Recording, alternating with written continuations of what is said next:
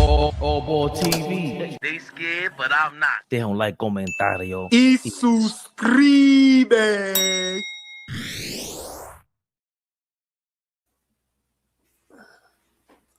No, Dan Lit. The show is not canceled, sir. Keep a cool booty, man. Keep a cool booty. Color people time.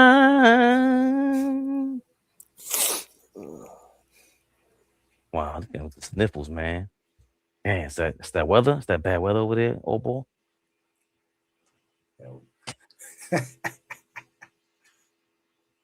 Oh, ball suckers.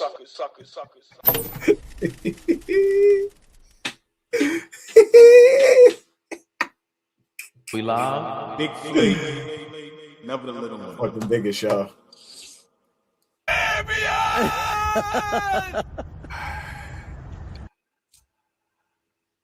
StreamYard, you're delaying the drops. I don't know what you're doing. We pay you money, bro. I'm delaying my drops, man. Lee, how you feeling, man? Oh shit! I just realized it's all black. Feeling all right. We good. Okay. No Dewey tonight. I let the Raekwons flourish. No Dewey tonight. No half moon. Yeah, the half joints. You know how you do that thing. You going for the half moon?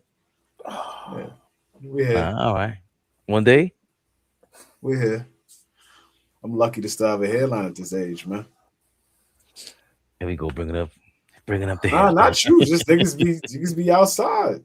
I'm in the mirror like this every day. Sean right now, not yet. I'm working on it. Sean right Sorry, now, old boy. what up? The ladies are in the building. The beautiful, the lovely, the extravagant, the sexy, the exquisite, the elegant. Rhonda Flores and Darlene Bryant is in the building. I feel a little better now that two of the ladies of AllBall TV are already here. I start feeling a little better once everyone else starts pulling up slowly but surely. But beautiful, the lovely, the extravagant, the sexy, exquisite, elegant. Wonder Woman is in the building. Wonder Woman has to be a woman. Got to. Ain't no way. Got to. Darlene B, Rhonda Flores, Wonder Woman. What up? In the building. Chat. What up, chat? Hopefully, today y'all will bring me some joy because I'm feeling very down. Okay. We are back. What? Non-contact injury for Wemby and a non-contact injury for Assault Thompson tonight, according to the chat. Thank you for the update, guys. Wonder Woman, body life? Okay, I like that. Salute Wonder Woman. Yeah, Linda.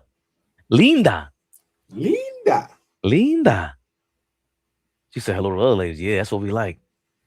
Women. Linda saying hi to other women. That's an amazing time, guys. An amazing time. But we here. I left my glasses in the back again. Because usually when I get my glasses, y'all know what time it is. Knicks rehab, y'all. Knicks rehab, y'all. Is it a rehab? Oh boy. How can we start this off? Budget. I tell my kids, budget. Max Kellerman jumped into the Carl Anthony Town Knicks bochinche. The once revered or once a Knicks fan.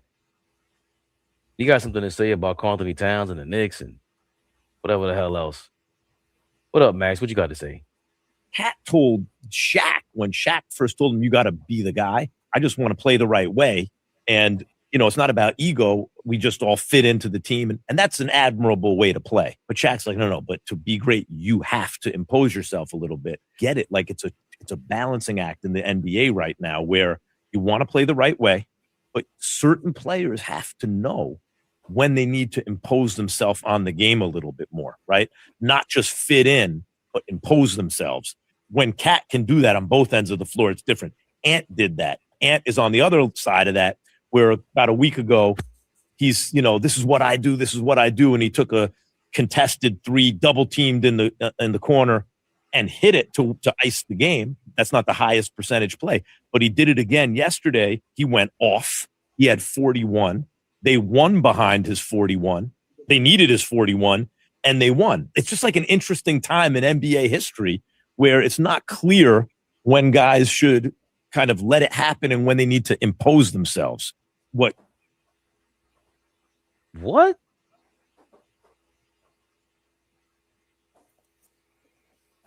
Am I lost here? Need some directions? Please. So Max Kellerman just basically said it's an interesting time in NBA history where people don't know when to impose their will, their skill, their talents in a game versus not. So this is now a new issue.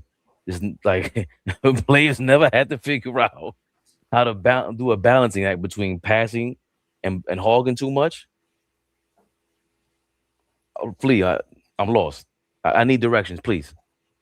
No, I mean, everybody, we all hear things different. I just heard that for a long time, having killer instinct, back in the day, killer instinct was something that you felt like everybody had when they stepped on the floor.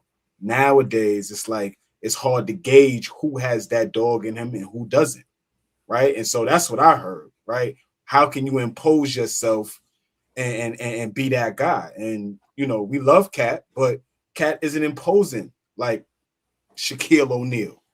I said this months ago. We was talking about him being dominant. He'll never be dominant. He'll be great. He'll help us win. But to feel like, damn, Cat was dominant, that's few and far between. So that's what I heard. I'm hearing it's an interesting time right now because they question LeBron's killer instinct. They question a lot of guys' guts and how tough they're going to be down the stretch of games and things like that. So they didn't do that very often back in the day because it felt like everybody had that dog in them. Now it's just who's going to win, who got the better team. So I mean, I heard it a little different for me, but okay, because now that you say that, AllBall, right? We live in an era where social media, Twitter, all this other stuff, right? So we get to see in real time who missed shots, and we're gonna replay everything. But I always compared Tatum to T-Mac, Lamar Odom, a couple guys that to me super talented but didn't impose their will all the time. And there's a couple guys I could point to in the 2000s on, but in the 90s and 80s, we do kind of have this brush over, like Flea is saying, like, so nobody was soft, so everybody had a killer instinct. Like, oh, hold on a second, they had to figure it out. John Stockton wasn't just some killer. There's a series against Portland, against the Trailblazers, if I'm not mistaken. He kind of got they could accuse him of being soft. So Kevin Johnson against the Bulls in the finals. You know how I'll be saying about that. That was my guy. I'm like, you ain't killed John Paxson? You ain't killed Mike? So maybe AllBall, maybe is Max Kellerman on or something? More players now all lack the killer instinct, and Cat is a product of his environment. First and foremost, I just seen Tori B in the building. The beautiful, the lovely, extravagant, the sexy, exquisite, the elegant. Tori B is in the building. Girl, I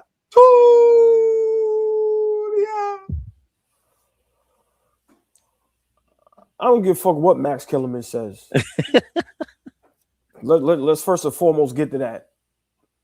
Niggas over there struggling. They need to get in the algorithm.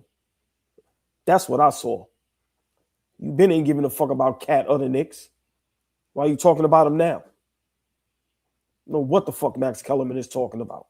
If you want me to be honest. I agree with y'all. This killer instinct, I don't give a fuck about that. I'm an old school guy, but at the end of the day, some things is starting to be tiring. Like starting to get exhausted by it. Like tired of hearing the same old shit every day. It went all out of Luka when it's like same people get talked about the same conversation. Like, listen, man, talk about fucking Brunson and his killer instinct. And what happened to that? Because he had that a season or two ago. And this season, his killer instinct is jack shit. So for me, all I see is Max Kellerman and them over there struggling. Yeah, I said it. Niggas need to get in the algorithm. What's on fire in the algorithm? The Knicks. Max Kellerman ain't watching the Knicks. He said it when he was with Stephen A. Smith. I'm not a Knicks fan no more. I gave up. So why are you even talking about him? I'm tired of discussing niggas that I know for a fact don't watch Knicks games. You watch the clip of what Shaq said, and you're responding to that because it's a hot topic. You don't know if Cat is aggressive or not, tough or not, or have the kill instinct or not, because I guarantee you ain't watched one Knicks game this season. So for me, Max Kellerman can go to hell. I lost so much faith in him as just a guy that talks sports. I don't know what happened to him, but yeah, I don't know what he's talking about. Like I said, this killer instinct thing, I agree with what both of y'all said. Like, you telling me everybody had it? Literally everybody? At the end of the day, that is what Cat not having a killer instinct is not the reason we're not championship contention. There's a whole nother reason. It's a whole nother reason. And it's starting to be a problem. And it's starting to show. The chat sees it. A lot of people are starting to see it. And people are starting to speak up a little bit.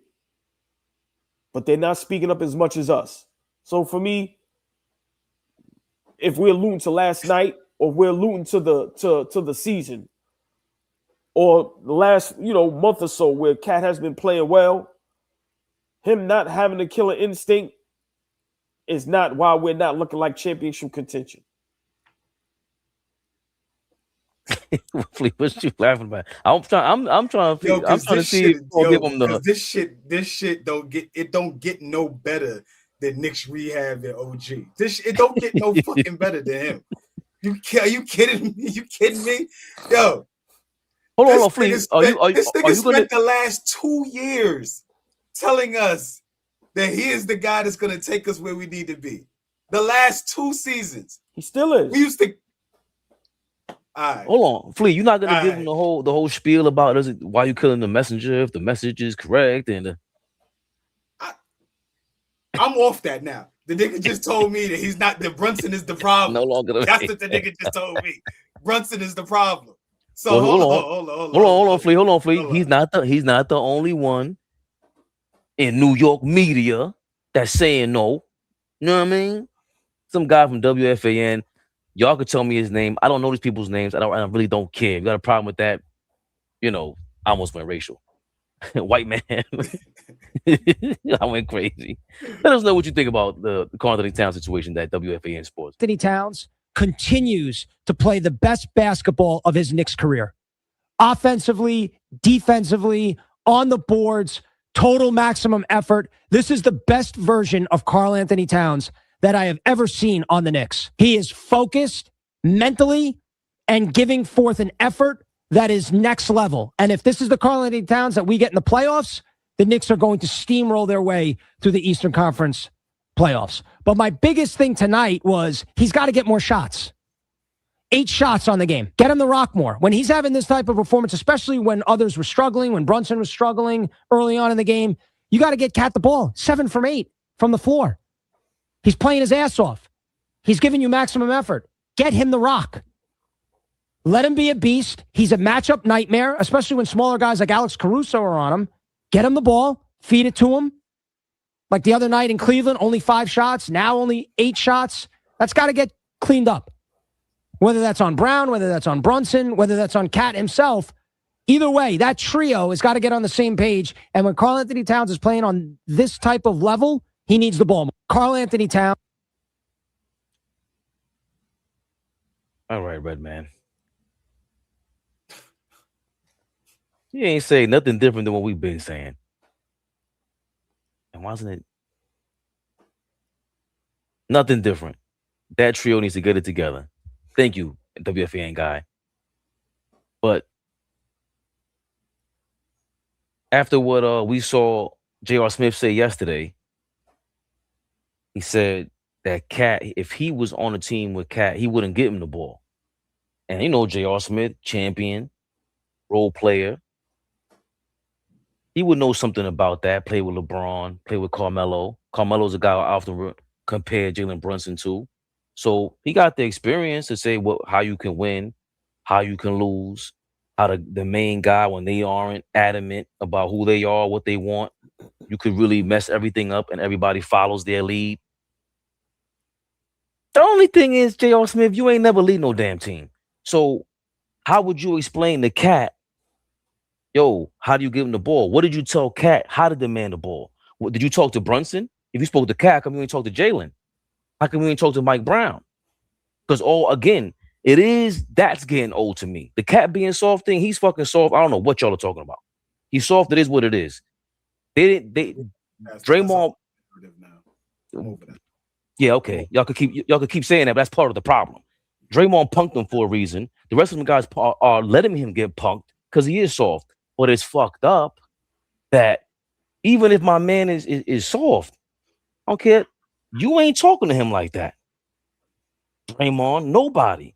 If everybody rallied around Cat, how much more comfortable will he feel? Because we haven't even taken that option. So again, this is J.R. Smith doing more of the punking. Yo, Cat, you might have to curse one of these dudes out. Yo, shut up. You think I haven't talked to Jaylen Brunson about that already? Yo, get out of my face, bro. I don't play talking to you. He is a nice guy.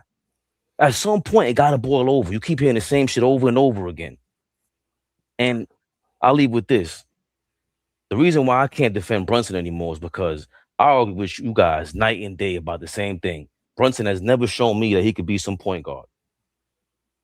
But after last night when he went Stockton and Malone and Josh Hart, that ship had sailed, brother. You had the nerve to go on national television, make hell of a game, by the way. Finals preview lived up to it. But you had some nerve to go 2-on-5 with your man, who we know is on nobody's list. Nobody's list of All-NBA, first team, whatever, nothing. That, to me, pissed me off because, dog, if you could do that with Josh Hart, where did you get that from? Did you go back to the film today and say, yo, Cat, check this out. This is what I want to do with you. How are you three, Mike Brown, how are you guys discussing this? So I'm at the point where I lost patience with everything because Jaylen Brunson decided to go Stockton and Malone with his man, Josh Hart, instead of just doing this a year ago. The floor is yours, AllBall. Nick House tatted mommy. As DJ Khaled would say, another one. The beautiful, the lovely, the extravagant, the sexy, the exquisite, the elegant, the miss. Change my avatar every day. I pay like I weigh. Thank you for your $4.99. Nick House tatted mommy is in the building. Listen, I don't know if she's trying to stun on y'all. I don't know what she's trying to do. Step y'all game up. Step y'all avatar games up. Yeah, I'm going there. She's in the building. Listen, natural. Do it all. If you pull this one off, you got it. I need to see the avatar with the pixie cut. If you can pull off the pixie, you might be late. Nick's House tatted mommy. That might have showed up already if you've been paying attention. Listen, let me work. Let me work. See, that's the problem. When the OGs is working, you gotta let them work. Maybe I'm gonna see the pixie again. Heard you. She's in the building though, and I'm gonna be honest. I love a female that lets you know I'm in the building. You niggas watch these avatars, nigga. Real quick, AllBall. To all the ladies. Yes, go ahead. I'm listening. Wonder Woman has stated, "I am all woman!" Exclamation point. At Wonder Woman, let these niggas know that's right. I'm every woman. It's all in me. I think you want the baby. Do it naturally. Whoa, whoa, whoa, whoa. Oh, yeah. Oh, yeah. I can see. Like, listen, man. Listen, Did he just tighten his Good stuff. headphones? we love He's the in the ladies. studio? That's the good stuff. That's Like the good queen stuff. up in the scene. Yeah, come on. I can make That's it the good shine. stuff. I can do it. That's the Come good on, stuff. man. And when it comes down to some good old-fashioned love, what'd you say? I got it. I got it. Got it. I got it. Got it. Got it. Baby. Come on, man. What we Come on. talking about? Playing with us.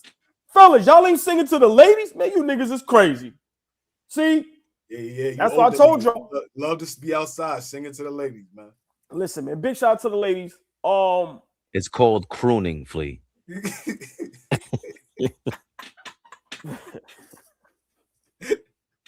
Yo, man.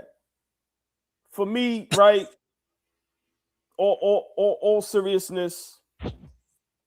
Let me just say this. J.R. Smith is another nigga I'm not listening to. Yeah. I'm going there. Not listening to him neither. Fuck out of here. All you niggas now all of a sudden got so much to say. All of a sudden. Right? Because y'all know if the Knicks win a championship, you niggas is going to be on a parade like y'all won. You see these niggas at the Knicks games? Do y'all see these niggas? If they was never a Knick, them niggas will not be front court nowhere. Brooklyn Nets won't get them niggas front court seats. These niggas are lucky they ever wore a Knicks jersey ever in their life. So why do they feel like they can comment on the Knicks? I guarantee you another player does not watch the Knicks. So for me, I'm okay, Cat is soft. All right. But this season, who's the tough guy on the Knicks? Who isn't soft? Who isn't soft this season? Mo D. Maybe that's it. My guy Brunson ain't tough this season. Josh Hart, we know Mikal Bridges damn sure ain't tough. So when we start trying to attack Cat, which we all are having fatigue about that now, like we need to be past that. But if we're going to continue to jump on his Cat bandwagon, his Cat train, and try to blame him for everything, and I'm not going to pass you the ball and you're still soft, you need to post up. Okay. Isn't Mikal Bridges soft? Well, what is Josh Hart doing that makes him super tough? Or OG? What has Brunson done this season to where you say he ain't soft? Because like I said, everybody's a different player from the last couple seasons. Nobody's having a great season. Nobody's having a tough season. So for me, if you guys want to criticize Cat and act like y'all are helping out, where's the advice? Where's the championship advice? J.R. Smith is a champion. Where's the advice? Where's the advice for Brunson to win us a championship? To prove Becky Hammond and everybody wrong about being a little guard and can't lead a team? Where's the advice instead of all the criticism? You know why they can't have none? Because they don't watch the games. So they can't tell nobody what to do. The easiest thing to do is watch what's in the algorithm. And it's called Anthony Towns. I'm sick of niggas talking about the Knicks when y'all know for a fact y'all don't watch them. So shut the fuck up, watch a couple games, and tell us how you can help us get to a championship and win a championship. But all that, you ain't going to give Karl Anthony Towns the ball. We know that. That's the type of nigga you are. Whether he was going to post up or not, you ain't going to pass him the ball, nigga. So for me, miss me with you ain't going to give Karl Anthony Towns the ball. Cut the jokes. What are we talking about? He's the second best player on the team. He's our 7-footer. How will y'all fathom it? I'm not going to pass him the ball. This is why, you know who's soft? The coach. For allowing you niggas to even have that mindset. For J.R. Smith to be on a team and be able to say, not passing that nigga the ball. Who's your coach? So for me, I'm just tired of motherfuckers just saying the same thing over and over and over again. And that's all they're saying. It's no context. They're not breaking nothing down. They just going with the obvious, or they're just going with the algorithms and what everybody is saying. The shit is starting to be fatiguing on me, and I'm over it. I've been said I'm not roasting Cat no more. He's doing the best he can. These niggas talk about the officiating, J.R. Smith. How about that? The fuck out of here. I'm sick of all these niggas. Lee, what are your thoughts now on just feed him the ball, force feed him? You did say that yesterday before anybody, by the way. I mean, I did. I mean, you got to call you got to be focused on getting him the basketball. Like I told you, I'm over the Karl Anthony Towns is soft train. I'm over that. At this point, you know what it takes to win ball games, and when he's playing well and being aggressive and getting opportunities to put the ball in the basket, we are a way better team. So I don't know as a lead guard. Okay, forget him being a point guard. Okay, Jaylen Brunson ain't a point guard, but you're a lead guard. How don't you recognize that? How don't you recognize that? That's complete recognition on your behalf. So I can't say anything more about Cat. He's played through it, right? Because he could have easily regressed and said, I'm gonna pout now. Has he pouted? Let's keep it a buck. Has he pouted? Has he not played hard? Has he not been visibly better on defense? Does he not continue to be one of the leaders in the league and rebounding? Did he not have 9 offensive rebounds last night when Mitchell Robinson was absent? Like, so if you asking the guy to work hard, he's working hard. What the fuck else you want me to do to say, hey, get me the basketball? So I don't necessarily agree with J.R. Smith. I do agree with him saying, you got to put your hand up. You got to give a target. You learn that as a kid. Big men learn that as young bigs. Yo, if you want a guard to pass you the ball, you got to give him something to throw it at. So I do agree with that piece. But aside from that, no. If you recognize that this guy is the second best player on our team, we are successful when he's playing at a high level too. I'm the lead guard and has the ball in my hands at all times. I got to recognize that. If you're that good, if you're the king of New York, you got to scratch that Mike Brown shit sometimes. Scratch that. We ain't going with that tonight. This is what we're doing tonight because this is what I'm seeing out there tonight. How much recognition does he have for foreseeing things aside from being able to put the ball in the basket? This is what I'm talking about, the next level for Brunson. Everybody keeps asking me and want me to explain what next level I'm talking about. That's the next fucking level. Being able to see a couple of plays ahead. Being able to understand what what the defense is giving us. Not finding my spots. Let me find spots for Karl. Let me find spots for everybody else. I'm that talented enough that I'm going to be able to get mine. We've proven that for the last 3 years, y'all. Proven that. We know that already. What else? What else you got for me? Because that's what they say about the greatest players, right? I'm not going to be funny no more with the Jordan shit, but Jaylen Brunson is a great player in this league. That's what they say about the great players. What else you got for me? If you just putting the ball in the basket, that ain't shit. We'll find a way to neutralize that. And you small? Oh, we'll find a way. As they do. Putting bigger guards on him. Putting guys that are longer on him. Putting guys that are strong. They know the remedy for us. That's why we so predictable. So he's got to find ways to get this guy involved. Enough with, this is on Cat, this is on Cat. Nah, now it's on the head of the snake. And the head of the snake is Mike Brown and Jaylen Brunson. Fuck all that. Leave it to David Smith, the Brunson hater, Cat lover, to come up with a nice stat. Cat only had 8 shots, but was 7 and 8 and scored mostly on offensive rebounds, putbacks. Brunson had 15 assists, but only one of them to Cat.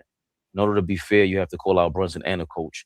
I thought a lot of those assists were great assists, especially in the second half. In the first half, Flea called it correctly, in my opinion. I agree with you. The only one he had in the first half that was dope was a cross-court pass, so I forget who on the wing hit the 3. But my point really is to double down on what you just said, Flea.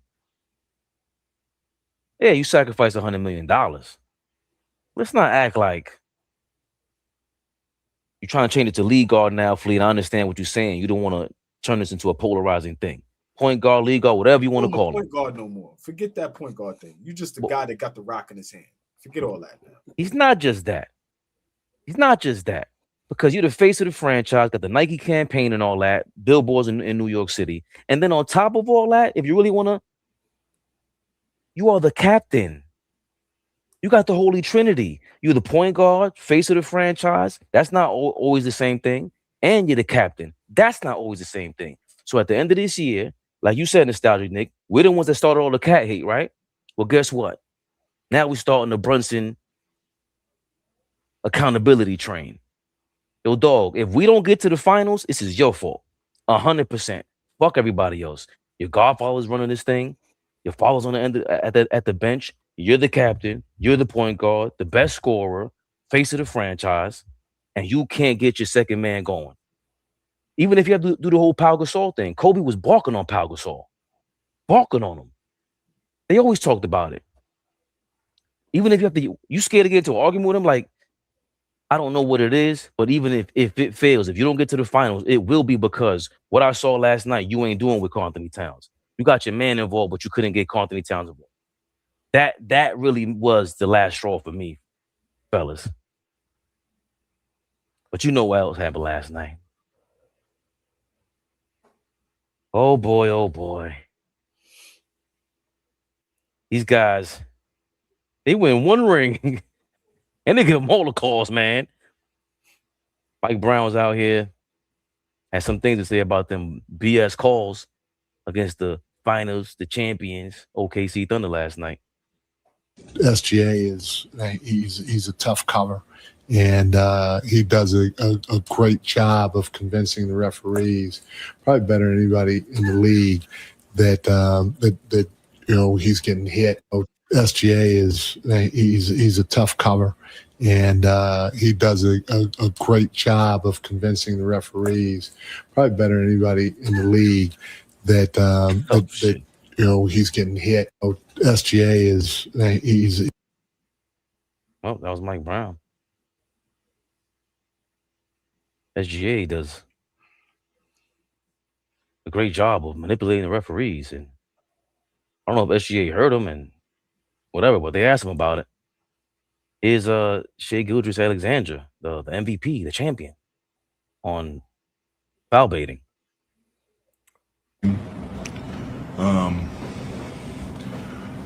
Obviously a good offense. Then they have really good defenders out there as well, so they're well balanced. They're obviously top of the East for a reason. They're a good team, playoff team. But yeah, they really good roster. Yeah, good team. Oh, that wasn't it. Get to that in a second. He basically said he manipulates the game. He controlled the rest of the game after not being called for the third foul in the first half, which would have put them in a tizzy.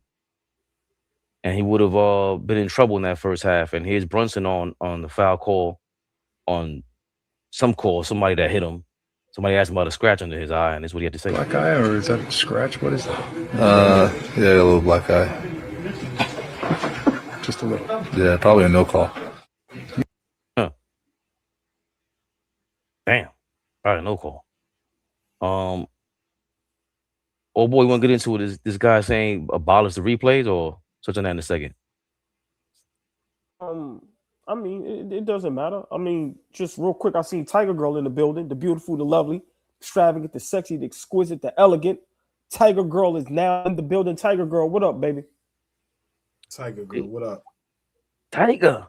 I mean, for me, we can stay right here for a few. For one, SGA, you're a couple weeks late for that dumbass coat. The storm and the cold weather was a couple weeks ago. Fucking idiot. That's hate. Oh, all day. From the back. Can't stand him. That's hate. That was that TP 2000 on Kelly. Yeah. Listen, told you. Give me that coat. Eventually, let Fleet play that coat. Eventually, I'm going down to the course to change my name to Hate. Officially. I love it, OG. Fuck out of here, stupid ass nigga. Can't even talk. That shit covering your whole face. These niggas worry about everything but the game. Listen, man. That nigga's an MVP. Is he? I'd be MVP too if I could do what he could do. Who would be MVP if you could travel, if you could carry, if you could push off, if you could not have calls called against you? I would be MVP too. I hear you, OG. Yeah, I mean, Pigs in the blanket. listen, That's funny. That's funny. what this kid is getting out of control, and the league needs to look into it. Am I a sore loser? Yes. Listen, who the fuck likes to lose? Listen, if that's what you went to, you talking to the wrong person. I'm a sore loser. Right. And yesterday, the ref stole that game away from us. I'll allow we didn't hit some free throws, and we couldn't defend the three-point line. But still, the way that game was officiated, the way OKC is officiated is mind-boggling to me. They get away with what no one else can get away with. I've said this last season. The NBA has found their darlings of the NBA. The NBA treats them like the Kansas City Chiefs in the NFL. It's a whole fact. I'm not saying SGA isn't great, but I've heard conversations now where people are saying SGA is better offensively than Kobe. Yeah, I've heard this. This is what they say now about SGA. He is, when James Harden did this, we went crazy. The NBA world went crazy and was flaming James Harden about him being a free throw merchant. SGA has taken full advantage of that. The NBA said they were going to stop that. And he did nothing but just took it to a whole nother level. The referees, when it comes to the OKC Thunder, the officiating is horrific. Horrific. And I don't understand how nobody is ecstatic about this. JB, the Detroit Pistons coach, you can Google or YouTube. When his Detroit Pistons played OKC, he alluded to this. Everybody has alluded to this. A couple of days ago, was it Doris Burke? Yep. People are afraid. I keep telling y'all, I don't want to be friends with nobody. I don't want to take pictures with you niggas. I don't want no autographs. I'm not a fan of nobody. So I'm not afraid to speak the truth. This nigga is cheating. And the refs in the NBA are cheating for him. Now, granted, if I can get away with it, I'm going to get away with it. So I'm not going to blame SGA, but we are not going to continue to act like our eyes are lying to us. He gets calls that no one else gets. The OKC Thunder gets to be physical. They get to do all type of shit.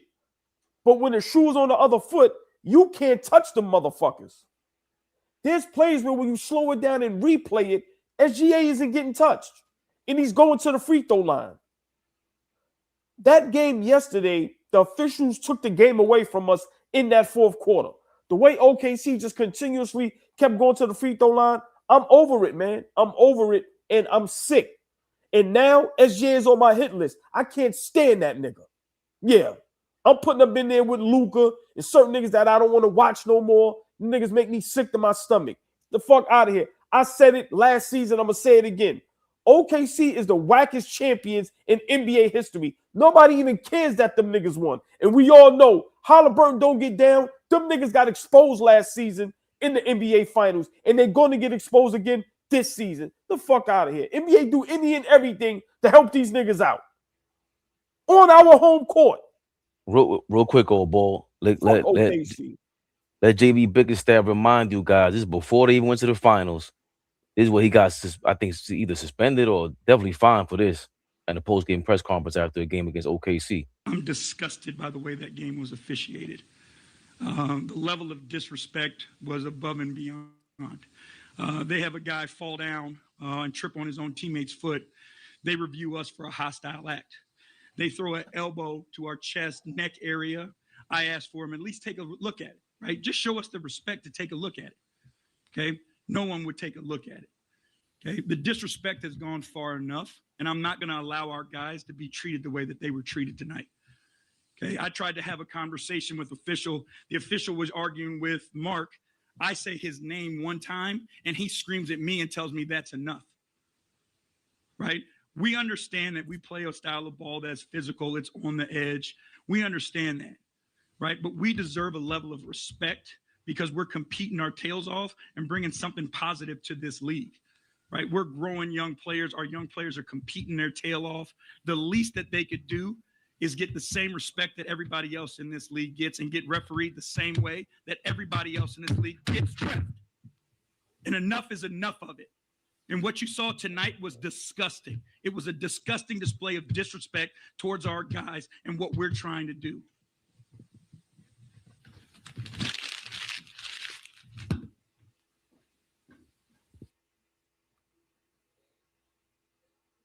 Coach JB Flea of the Detroit Pistons going bananas on the OKC Thunder and them referees. Well, but he's saying the same thing you all, boy, and Flea. I mean, is it going to take more of that from other teams? Everybody else flipping out like, yo, can we get a fair shot here? Or is this just what comes with the territory? NBA champions, MVP, Knicks. But this is before that, though. Right. This is why I'm a little confused as to what have they done or what I'm, because I don't know. They're the only team that gets treated like this. Like, what have they done to get treated with such prestige from the referees? Okay, they champions now, but that clip right there is prior to them even winning the championship. I remember that. And what is SGA proven again prior to last year? Like, there's nobody on that team is any proven guy. None of the coach is not a proven guy. So I'm gonna be honest.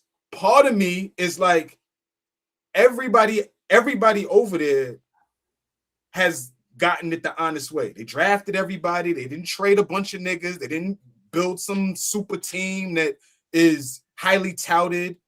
Some of them guys didn't get drafted. They coming on two-way. Like, so I'm trying to figure out. Yeah, I agree with. Yeah, they get some calls that change games.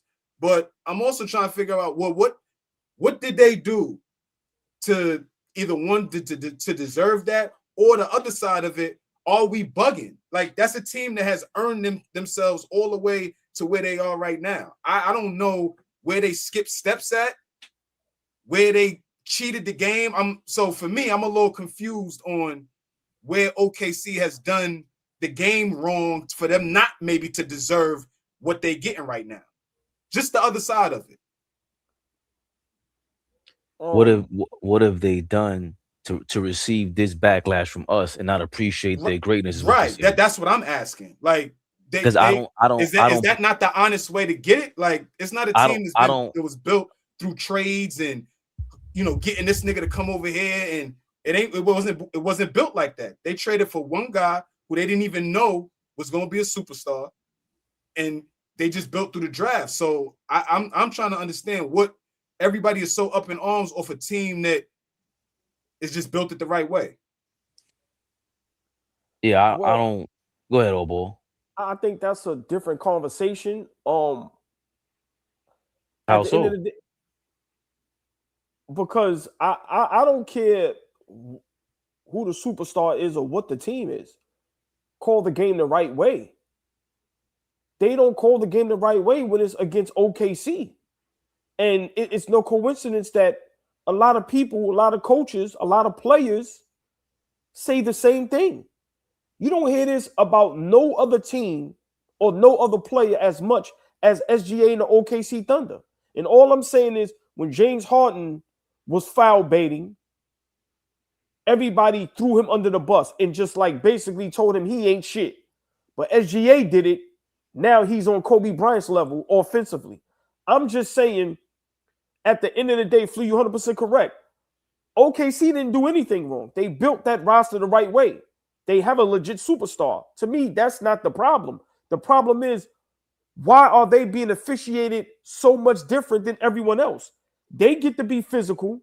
They get to have all the whistles go their way. But on the other end, it doesn't go like that.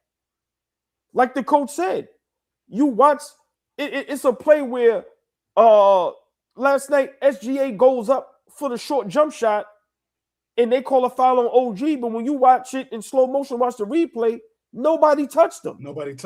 But when you look at Carl, hold on, Flea, I'm gonna let you cook. Mm-hmm. But when you look at how Karl Anthony Towns gets no calls, when you watch Shamet go to the basket and get pushed in the back and get no calls, those are pivotal moments in the game. The game is close, and to me, the referees in the game like that, you can't officiate like that. especially when it's clear cut. And what I don't understand, and my last point is, guys are being criticized and getting fined for speaking the truth. When you go back to the tape, when you go back to the replays, JB is right. Mike Brown is right. So how are you getting fined for being correct? That's what I'm saying. If you're criticizing something that's totally wrong, then I get it.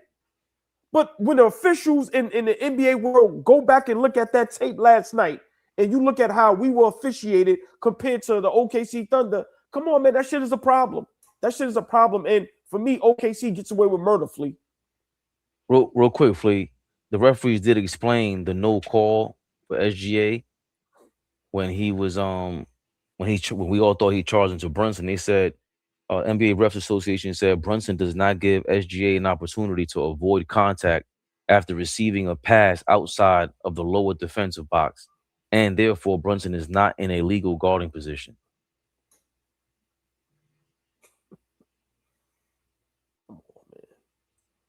Only thing you can see there is like they have his leg kind of stretched out, but it was too fast for them to even not call athlete. Like I don't even want to respond to AllBall real quick because I do have.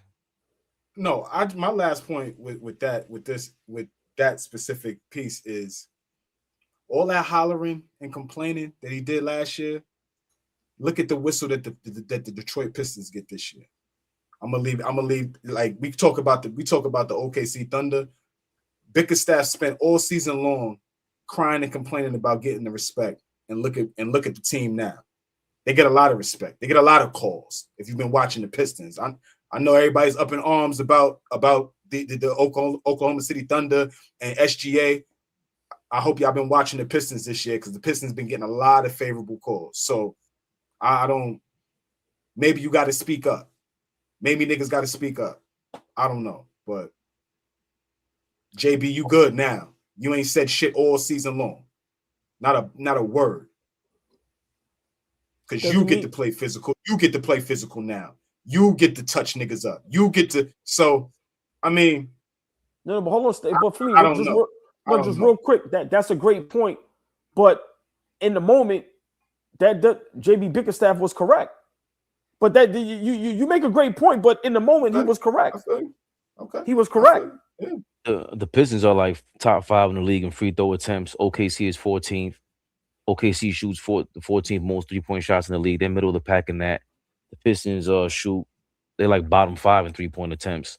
And we know we did the correlation between people who shoot too many threes and free throw attempts.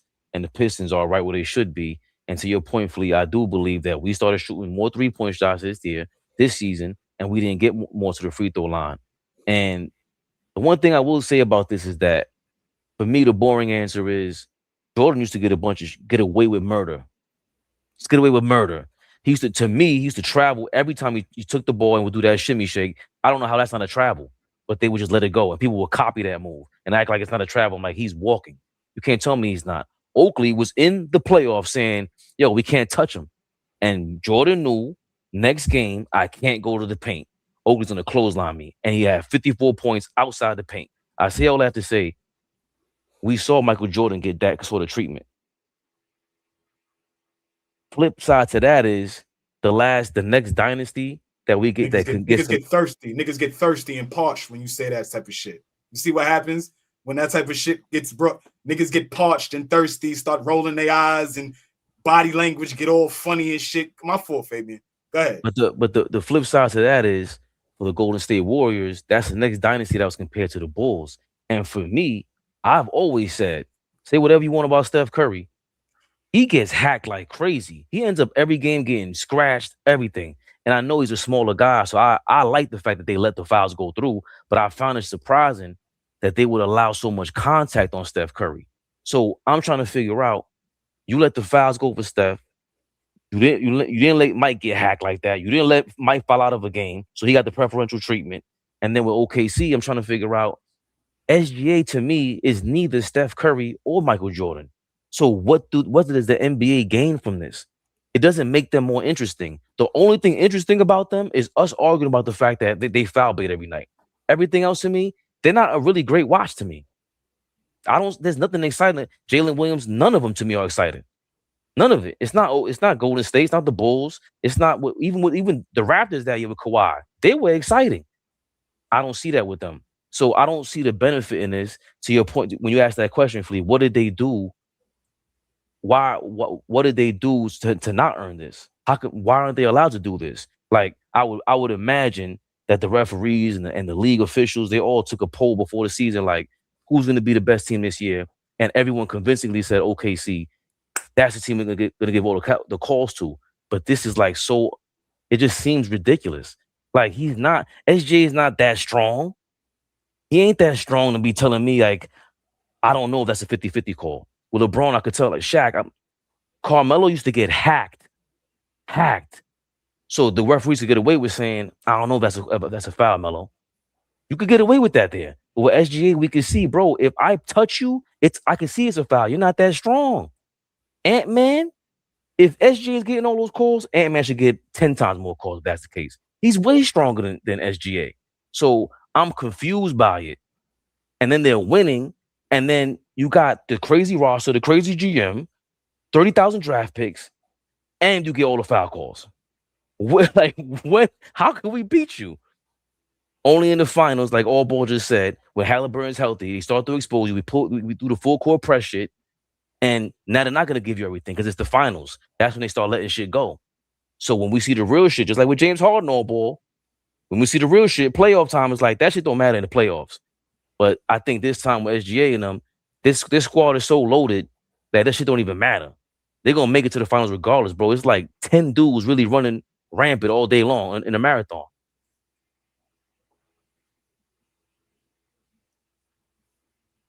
I'm just, I hear both of y'all. I'm just trying to figure out, are y'all saying what people are seeing is not true? That to me, that's what.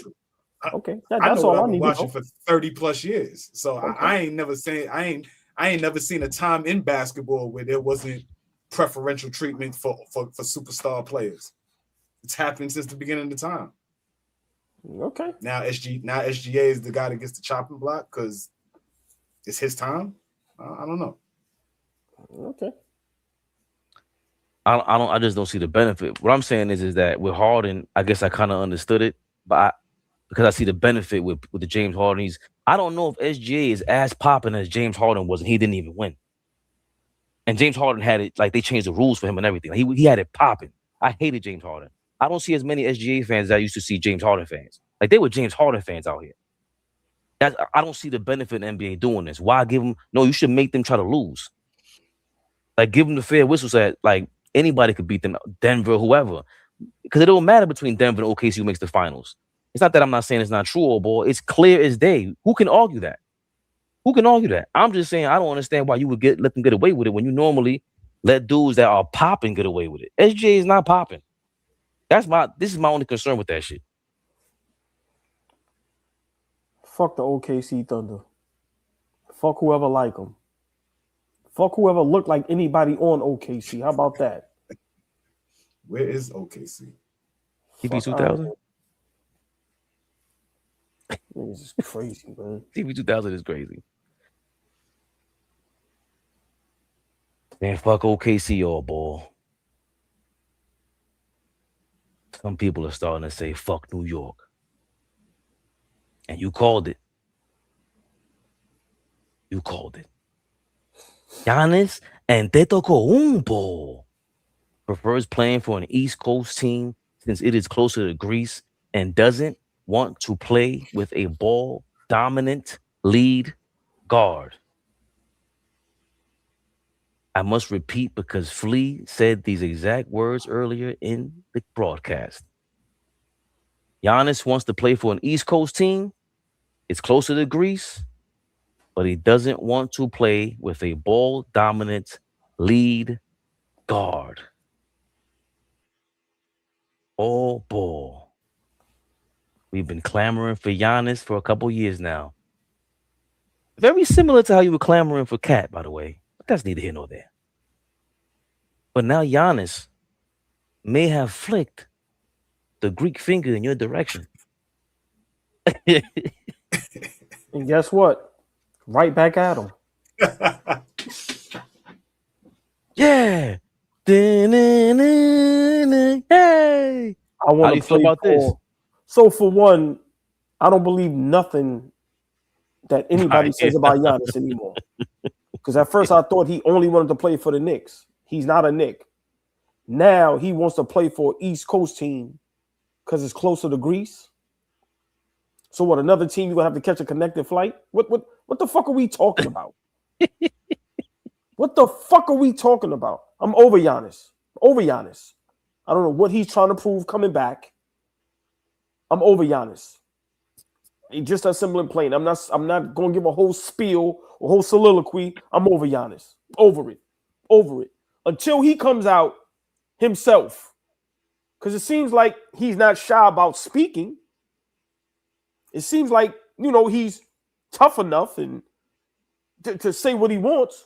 Until he comes out and says these things, I don't believe anything about Giannis Antetokounmpo.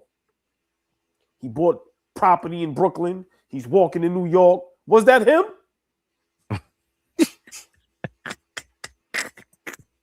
What is this Giannis? It's like come on, man. So for me, I'm over the Giannis thing unless he comes out himself and flat out says these things. But I don't even. If he said, I want to play for an East Coast team because it's closer to Greece, explain that to me. I'm worth $1 billion. I'm worrying about getting to Greece. You fly for free, nigga. What are we talking about? You spend half the time on the road. Who is saying these things? Whose reports on Giannis? Who is these people? Because I'm at this point, Flea, I don't believe anything about Giannis. Anything that people say about Giannis, I'm not believing no more. Straight up. Straight up. Unless him or his brother comes out and says these things, I'm over Giannis. We can't trade for him now. The trade deadline is over. We need to move forward. The playoffs are coming. It should be no more Giannis talk until the season is over. But all these reports about Giannis, I don't believe none of that shit. I don't believe none of that shit. Because what are you telling me? He'd go to the Wizards? That's the East Coast team, right? It's closer to Greece. Right? Where they get these reports at? Listen, man. Giannis, I don't know what you want. I don't know what you want to do. But for me, I'm over the Giannis talk. Like I said, I circle back, in the off season. Right now, we got to stay focused because we're trying to win a championship this season. I ain't got time for Giannis and his shenanigans. I watched his brother told niggas clear it out. They down 30, scored and went berserk. Man, listen, I don't want to hear nothing about them niggas, man. Go ahead, Flea. I'm not East Coast team to be closer to Greece. So that $1,000 difference is a big difference if he goes to another team and it's not closer to Greece. Like what make it make sense? I'm trying to figure out who's more inconsistent this year, the New York Knicks or OG. I'm battling right now. I'm trying to figure out for the life of me. You don't have to battle. I'm over here about that. I'm about to like hurt my brain. I'm trying to figure out who's more inconsistent this year, the New York Knicks or my OG. I'm trying to figure it out. Somebody help me, please. Trying to figure this shit out, OG. Can you help me? I think it's a landslide, brother. It's a landslide. You don't have to figure nothing out. I'm here to tell you. You got me? All right. I'm always inconsistent. It's never going to stop. Get used to it. Yeah. I mean, I do. You know I do. Because tomorrow I may love Giannis all over again and go crazy and say we need him now. Get over it. Yo, listen. I want to know where the reports are coming to. But at the end of the day, do I that report right there though? Like, let's think about it for a second. When was he most successful? When did the team win the championship? They didn't have a ball dominant guard. Drew Holiday wasn't that, right? I think I've talked about that in the past. It's like when Giannis was dominant, or when they were a dominant team, they had a couple of guys on there that really helped Giannis defend. Like Brook Lopez was really good that year on the backside defense. Drew Holiday was point of attack defense. Chris Middleton was still really good. You got Bobby Portis, Dante DiVincenzo. Like that team was good. So it ain't like, Giannis knows the type of team that he needs to be around to win. And I just think that the report sounds accurate. I don't think it's Giannis, though. Because at the end of the day, if you wanted to, you see last night? Did anybody see last night? Atlanta versus Milwaukee? That dude frustrated, bro. They getting their ass handed to them. They're not a good team. All this, like, I don't want to be the villain, and I'm worried about if somebody say something to me, if I just put the hammer down and say, yo, I want out. Like, be cool, bro. It's okay. You're going to be fine. Stay there, Fleet. I have to ask y'all a question. If you line up the Milwaukee Bucks roster right now, constructed, with the Boston Celtics right now constructed without Jason Tatum, who has the better roster, in your opinion? The Milwaukee Bucks? The Milwaukee Bucks, or I'm asking you the Milwaukee Bucks roster right now as constructed, and the Boston Celtics right now without Tatum, with that lineup that they have. I'm just asking who has the better basketball team. Throw away the championships, throw away, right? I'll probably say the Celtics. I'm gonna say the Celtics. Yeah, Celtics by far. By far? The Celtics. By far. Yeah. I think it's Jaylen Brown. I think they have better players on their team than the Bucks have on their team, for sure. So you said minus Tatum, they're led by Brown. Minus Tatum? No, right. The point I'm trying to make is I'm watching Jaylen Brown do something special. And if Giannis is that guy, why can't you do that? That's all I'm saying. After Derek White, let's be realistic. Name me the next great player. He still has Miles Turner.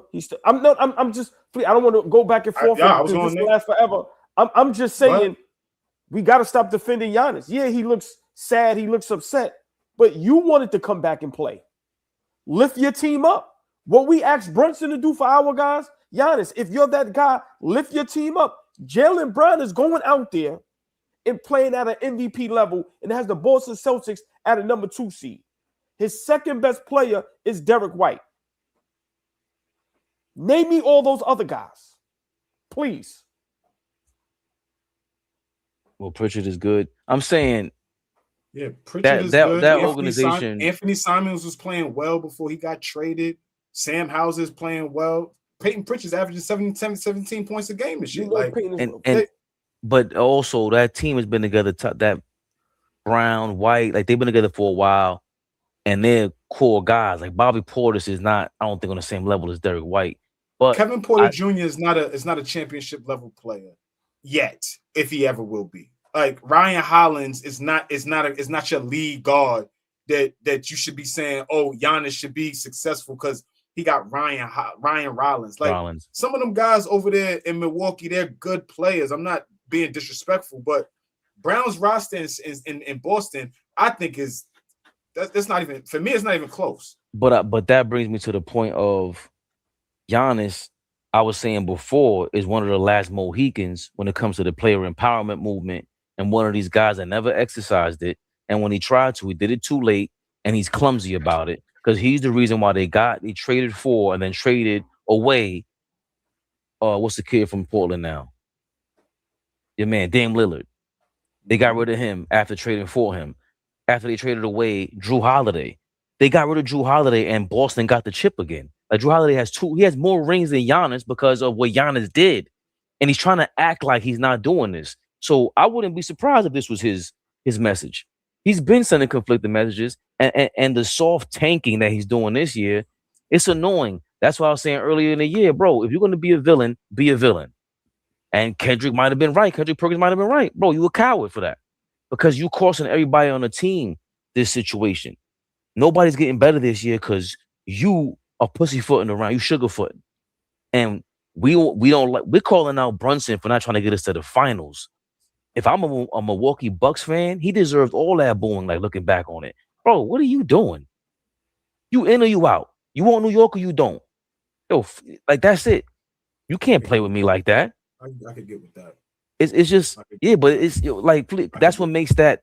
That's what makes that quote saying I don't want to play with a lead guard. I wouldn't be surprised if he put that memo out himself. He's such a hypocrite. We seen him live on live TV try to lie to us that he didn't say New York. So I don't. I think you need that piece you just said about not being able to get better. Like some of those guys on that Bucks roster, like OG is advocating for the Bucks roster because it's not like some bottom tier roster, but it's not top tier. But what I'm saying is nobody on that team, any young players or things like that, like they can't progress or get better because they're in limbo right now about what that dude is doing. Like, so from a basketball perspective, and then you got Doc Rivers. That don't make it any better, right? So that's his fault. A great point. That's a great point. That's his fault. You're the big. That's a great point. We've heard it our whole lives that superstars have gotten coaches fired. You got 2 of them fired in the span of like 4 months. That's your fault. I don't care. The same way Jaylen Brunson got to take on the Heat. He's the face of the organization. He's the captain. Giannis, that's on you. That happens under your watch. When they talk about this shit in the history books, they're gonna say, "Wow, Giannis was there. Yeah, beef with this guy, beef with this coach, and he got Dame traded, and he got his own man traded."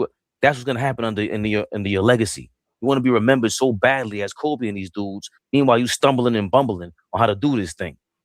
It's not that difficult. Play basketball, brother. That shit is. This is what's whack about player empowerment. This is the wackest thing about what LeBron and them brought into this shit. This shit is garbage. Kawhi, all these dudes. He's now an example of what he said he wasn't. Yo, I'm just gonna play for my team, and I'm loyal. That shit ain't loyal. That's the problem with all this. And if you come to New York trying to pull that shit off, you're gonna have a rude awakening, bro. We will flame you in front of your family. Don't come over here with that shit. Fuck you don't want to come here because of Brunson here. Fuck you too, like AllBall said. Unless you announce in June that you want to come over here, and then I might change. You gonna open the door for the nigga. It ain't like if Shorty pull up to the crib, you not gonna let her in. You gonna look out. You go like, oh, it's you. Oh, okay. You spun. All right. If you spun, come on in. Don't even do it. Don't even say it. Don't you explain something. You didn't piss me off. You didn't piss me off all night. Don't you even say it. And it'll probably happen for the rest of our friendship. I'm gonna piss you off. I'm a different breed. You knock on the door. I will open the door. But you know what else I'm gonna do? What you gonna do? What's under that trench coat? What it look like? Did you come here to play games? Yeah. Or how are you here to play a game? Right.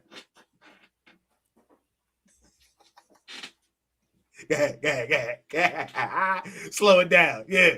Slow it down. Heard so once again, if Giannis is the baddie at the door, we open up the door. But what it look like? Are you here to play games, nigga?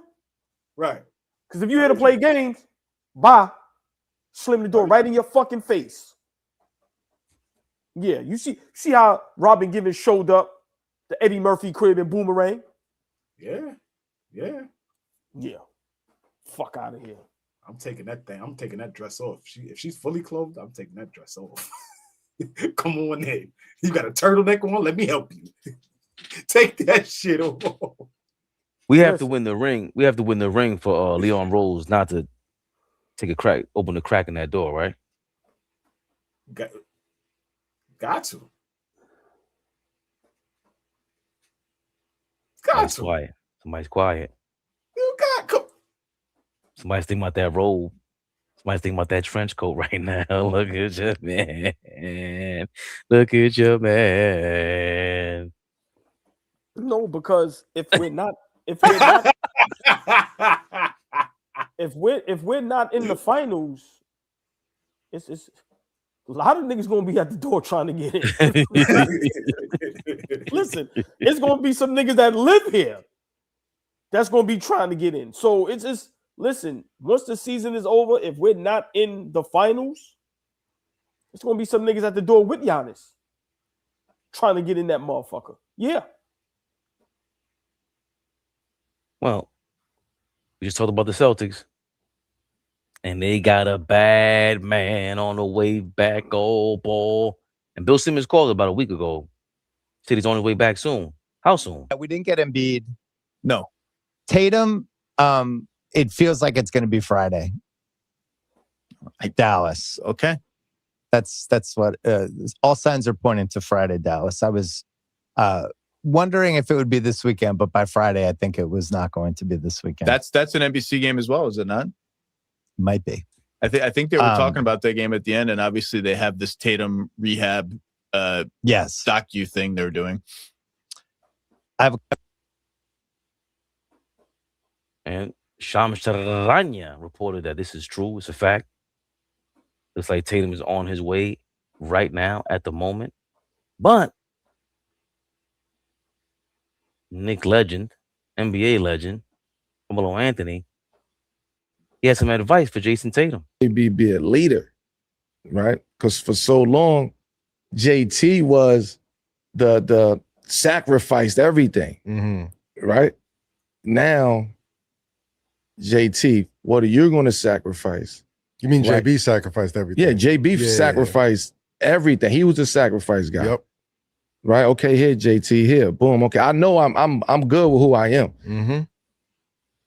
Here, JT, go ahead. You lead. Boom. I'm gonna lead in my way. I'm gonna help you lead. But now I held the fort down for you. I had the fort down for the whole organization who probably didn't think we would be in this situation. Right. You get what I'm saying? Right, So of don't, course. so we gotta have an understanding with the JT gotta be very mature about this situation. There's no egos, there's no pride, there's no we got a chance to come back and win a championship. Yeah. So I gotta put, let me just put my pride and my ego to the side for these next 3 months. And continue to let JB be the man. Steer the ship. Yeah. Because he's proven that he's doing it. Yeah. He's doing it at an MVP rate, at an MVP level on both sides of the court.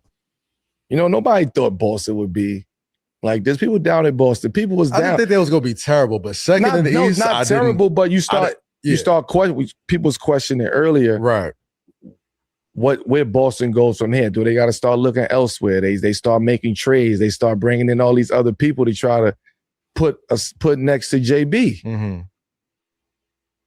As Carmelo, his thoughts on Jason Tatum having to be careful on his comeback, tread lightly. JB sacrificed a lot. JT sacrificed a lot. Boy, oh boy, Jason Tatum's trainer, Drew Hansen, got some wind of this. Drew Hanlon, excuse me. He said the irony of Carmelo Anthony trying to tell Jason Tatum how to win. Wow. Wow. Wow. And of course, Drew Hanlon tried to cover it up. And he says, Melo's a Hall of Famer, gold medalist, and one of the best bucket getters in NBA history. In fact, outside of Kobe, he was the player we stole from more than anyone when JT was in high school. My tweet wasn't downplaying how good he was as a player. It was addressing Melo's comments, suggesting JT needed to take a back seat in order to win. JT is an NBA champion and 14-6 in the playoff series. He knows how to win. Just think the media, especially former players like Melo, who knows JT rocks with him, should be celebrating the fact that JT has worked his ass off to give himself a chance to get back on the court this season instead of dropping hot takes. Flea, the Melo defender. Do you have what do you got to say about this Drew Hanlon, Mr. Trainer, another trainer? That's AllBall's crew. You got his peers. They all somehow they find each other. What are your thoughts on Drew Hanlon's comments on Melo and Jason Tatum's comeback in general? I mean, I've always said all season long, what is the rush for Jason Tatum? What is the rush? The window's not closed. You have a very young coach who's proven to help you win a championship. You got a good core there that is not old, right? You had your window is not shrinking to where, y'all not gonna have an opportunity to get back at this again next season, rather. Now, as a ball player, you want to get back out there. I do understand that. But you got to think long-term as opposed to just right here in the moment. Right here in the moment, you coming off of winning the championship, 2 seasons ago? And, you one of the best players in the world. So why not try to maintain that, get as healthy as possible, and then come back and, we spin the block and we right back at it. But as far as what Melo was saying, see, my thing is this, man. Like, I'm a little over, and I'm on the other side of the spectrum with OG on this. I'm over niggas caring about where the message comes from. Shut the fuck up and listen to what's being said. I don't care where it's coming from. Listen to what's being said. Okay, Melo wasn't the guy that's really the winner, right? So what Drew Hanlon's first piece is to say, oh, Melo's not a winner, so why would he say? What he's saying accurate? Is what he's saying something we could think about? Is what he's saying something that's valid and we could, toss around and say, okay, what is he talking about? First thing we want to say is, well, Melo ain't win shit, so why can he speak? Is what he's saying valid? Is what he's saying accurate? Let's think about what he's saying before you're ready to jump out there and saying it's a hot take. I don't think that was a hot take. I thought that was a very well thought out thing to say. And okay, you got to think about this. What you about to walk into? They've been asking Jason Tatum to put his ego to the side since the Olympics 2 years ago. So all you hearing about is ego this, ego that. So it's a valid conversation to have when a guy's coming back, and there's been all this conversation about breaking them up before they win the championship. Whose team is it? So if that's my big brother, from what Melo says, that's my guy. Yeah, I'm gonna speak up and say, yo, let's think about this. Let's think about it for a second. There's some things to consider. So I don't really care about the trainer running his mouth. Everybody be ready to respond instead of actually listen to what somebody is saying. That to me is corny shit. You just want to have something to say instead of looking and saying, okay, do I have comprehension skills to understand what niggas be saying? Niggas be just ready to respond. Slow down. No, it's 8:30. Oh, yes, yeah. I got to jump, but go ahead, yeah. Go ahead, old boy. For me, I don't mind Tatum rushing back if he's fully healthy and he thinks they can win a championship. I think there's a whole nother discussion that everybody is ducking. And the discussion is, all this time, is Jaylen Brown the best player on the Celtics? And what Jaylen Brown is doing, let's not forget, he won Finals MVP. He won Eastern Conference Finals MVP, right? Granted, Jason Tatum, great player, but we all have to retract our retractions and spin the block on the Jaylen Brown talk, including me a season or two ago, when we all laughed at him and said he didn't have a left. When people were going ballistic, when you even brought up those two in comparison in who's the better basketball player. Jaylen Brown has proved everybody wrong. And the Celtics, they have a problem on their hands, because just imagine what you can get for a Jason Tatum, because now you see what you can do without him. You have a legit MVP candidate. You have a guy that if you have the right team built around him, he can get you to the promised land.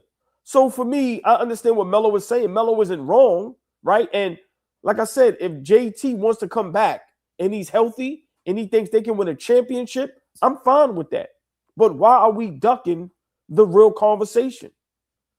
That conversation, when people used to be like, who's better, it used to be laughable to some. It used to be like, you out of your mind. It's not even close. May I ask, if Jason Tatum was the only guy there and Jaylen Brown was hurt, do y'all think the Celtics is this good? I don't think so.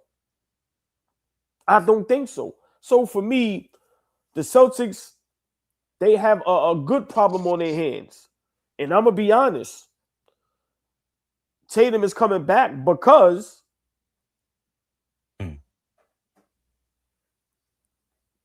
if I don't come back and the Boston Celtics is in the conference finals, for me, they don't have to be in the finals. If they are in the conference finals, you know what that says about Jason Tatum? You know what Boston fans are going to start thinking about Jason Tatum? Were you the guy all along? I'm just saying. There's other conversations that need to be had that people are afraid of. So for me, like I said, Melo wasn't wrong. But if Jason Tatum isn't coming back solely to win a championship, why are you really coming back? Maybe to prove that, hey, I'm the guy here, not JB. I'm sorry. Like, this is going to get very interesting. Hopefully he does come back. I like Jason Tatum. Hopefully he's healthy. But this is going to be very interesting because if he comes back, Fabian, and they start to struggle, right? And then they're not in the conference finals or the finals, then what? Now what are we going to say? Is Jason Tatum's fault? It's very tricky. And knowing social media, knowing nuts like me, Jason Tatum needs to be very, very careful. Like he needs to understand that this needs to be calculated perfectly, Fabian. Because when you come back, you need to now take them to another level. Because if you come back and y'all start to struggle and lose ball games and don't be successful, bro, you're going to see a wrath that's going to be out of control. And it's going to be all towards you. So this is a very tricky situation. Well, first of all, I don't think Jaylen Brown, he didn't prove anybody wrong until the championship year and then this season. Every other year, we were correct about him. I was saying he was better than Tatum years ago, and then Tatum took a leap. And the offense was designed around Tatum. Tatum had to engineer it. He was like their point guard. And when Jaylen Brown finally did get a left hand, he took it to another level.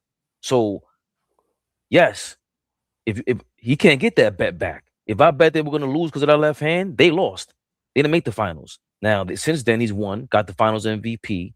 Tatum goes down last season. They were going to lose to us anyway. I don't know what y'all are talking about. Anybody is thinking that Boston's a threat to us because Tatum's coming back. We done did that already. This whole thing with what Carmelo's saying is weird because he's known as being a selfish player. Regardless if you agree with it or not, I don't care what side of the aisle you are on with that. Carmelo Anthony is known as that. Same thing with Jalen Brunson now. It was 10 times worse because he didn't have the PR team. He kind of had more of a clumsier arrival in New York and traded the whole team away as opposed to Brunson who sacrificed. So you see the magic happening. There's some marketing taking place between these two guys. Jalen Brunson might have learned from that since he saw, his godfather was Carmelo's agent back then. Carmelo had to carry that around. When he went to OKC, to Houston, he was known as the selfish guy. Can you sacrifice? He went to OKC and said, I'm not playing off the bench. What is Carmelo talking about? What is he talking about? You wasn't even in your prime, dog. Jason Tatum is in his prime. Championship. He already went through a war with Jaylen Brown. They've been through this already. They have an advantage. Or they're up to those shenanigans, huh, Jay? They could laugh about this.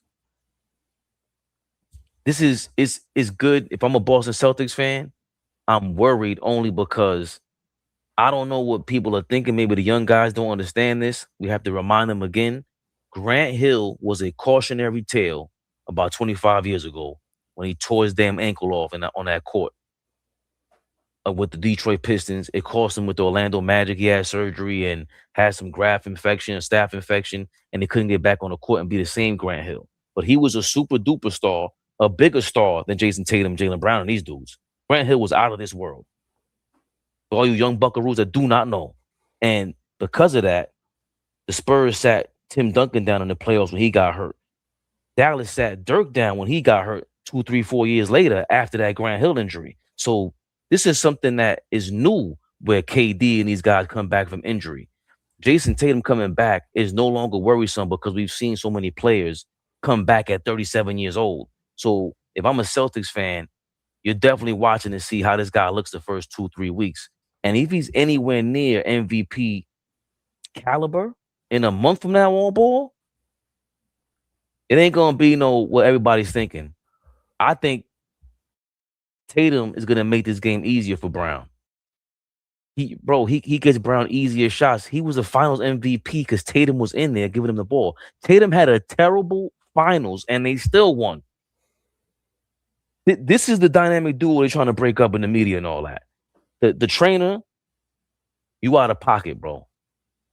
Because if Carmelo Anthony walks up to you and ice grills you, what are you gonna do?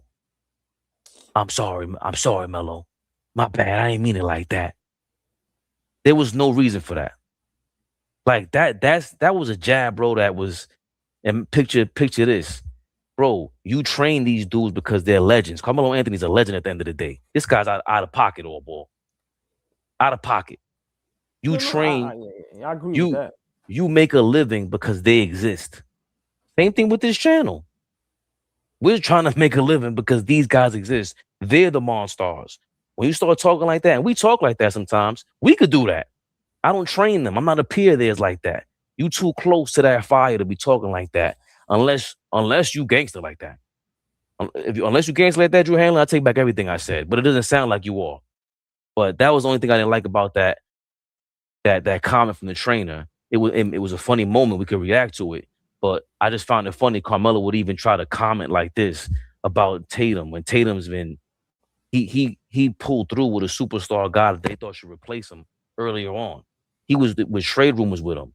Like, you ain't went with Amari and all that, Melo. You were clumsy about your New York shit. You should have been the original Brunson. You got to take responsibility and fumble in that. You have to. So don't go on trying to address Jason Tatum on how he should do. How the trainer might have been right. So Fleet told me don't kill a messenger. You can kill that messenger because that message is correct.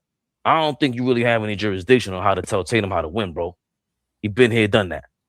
I totally disagree with that. Maybe Melo was looking at it like, I made that mistake, and Tatum don't make that mistake. I made that mistake of not wanting to sacrifice, right? So maybe he's, trying to kind of tell Tatum indirectly, like, right now Jaylen Brown is the guy. Just work yourself in, be patient, and just sacrifice because y'all are a good basketball team, and maybe Melo was speaking in that way.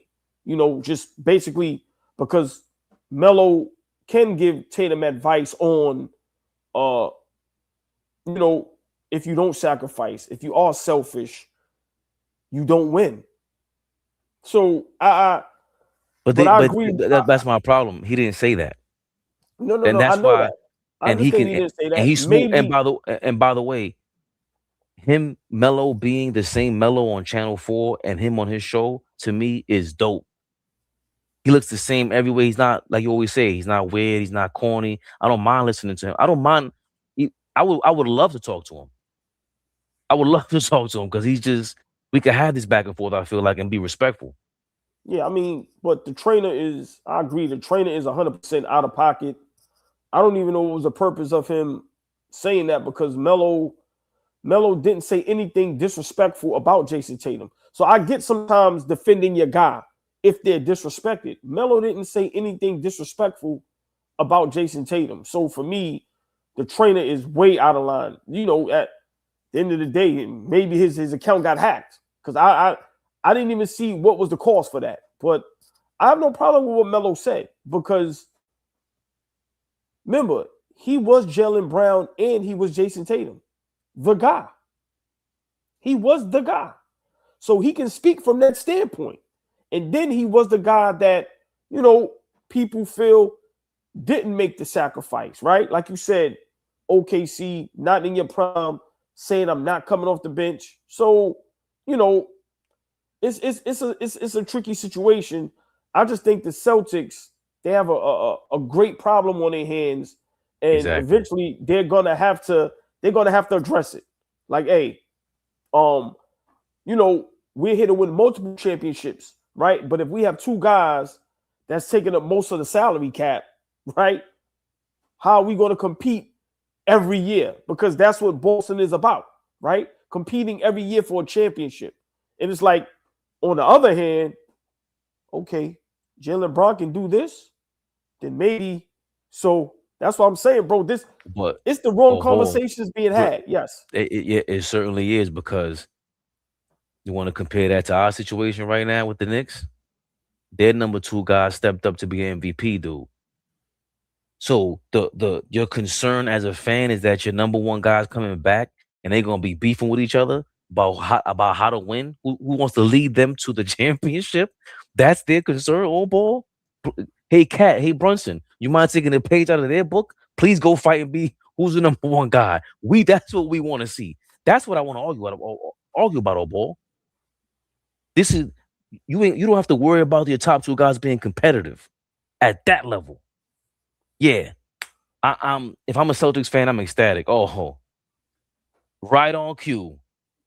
Of course, you're somehow in here, no strays. Thank you for your $9.99. Celtics fan here. Just so we're clear, the number 2 seed is adding a player who scored the most points in the All-Star game, most points in a game, 7, most points as a Celtic. I think we'll be okay. No strays. I have to ask. Hold on. I have to ask no strays and other Celtic fans a question. What happens if Tatum comes back and he doesn't have that effect that you're talking about and you're not in the finals? Because let's be honest, if Tatum comes back, the pressure gets that much bigger. Now it's finals. Miss me with house money. No. If Tatum comes back and he's healthy, now the expectation is finals. What happens if y'all come short of a finals? What do we say? What do Celtics fans say or think? Like, let's be honest. All right, you play with house money now, but now you're adding a great player to a number 2 seed with an MVP candidate. So that means it should be championship expectations. What happens if that doesn't if that doesn't happen? Oh, beautiful, the lovely, the extravagant, the sexy, the exquisite, the elegant. Mo is in the building. Mo, what up, baby? So for me, that's why I say, Boston, this is a tricky situation, and I'm patiently waiting to see how it plays out. But I'm happy he's coming back. I don't wish that on anybody. Some people I do, but I'm happy he's coming back. I want him healthy, and like I said, I don't want to hear no excuses if they're not in the finals. Hold on, Fabian. We can't claim, like what No Stray just said, we can't claim that Tatum is a great player and this and that. And then now if they're not in the finals, now we have an excuse. So I really want to see how this plays out.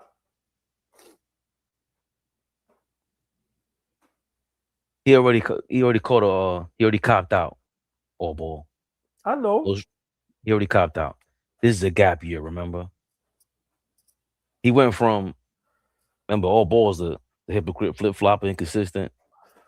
He went from, we're adding the leading all-time leader in all-star games, which nobody even gave a fuck about ever in the history of mankind. Game 7, record, points, whatever the fucking stat you talking about, no strays. You went from that to, the year doesn't count anyway. It's a wash. It's a gap year. No strays. Get your life together. And please, send us some more $9.99. No strays. Thank you for you're $1.99. Word to Fergie, baby. It's a good day to be in ball. There y'all, thank you for your $4.99. AllBall being consistent. 99.99999% of the time. But that 0.000001 be consistent as fuck. So y'all, thank you for reminding us of AllBall shenanigans. Jamrock always thank you for your $2.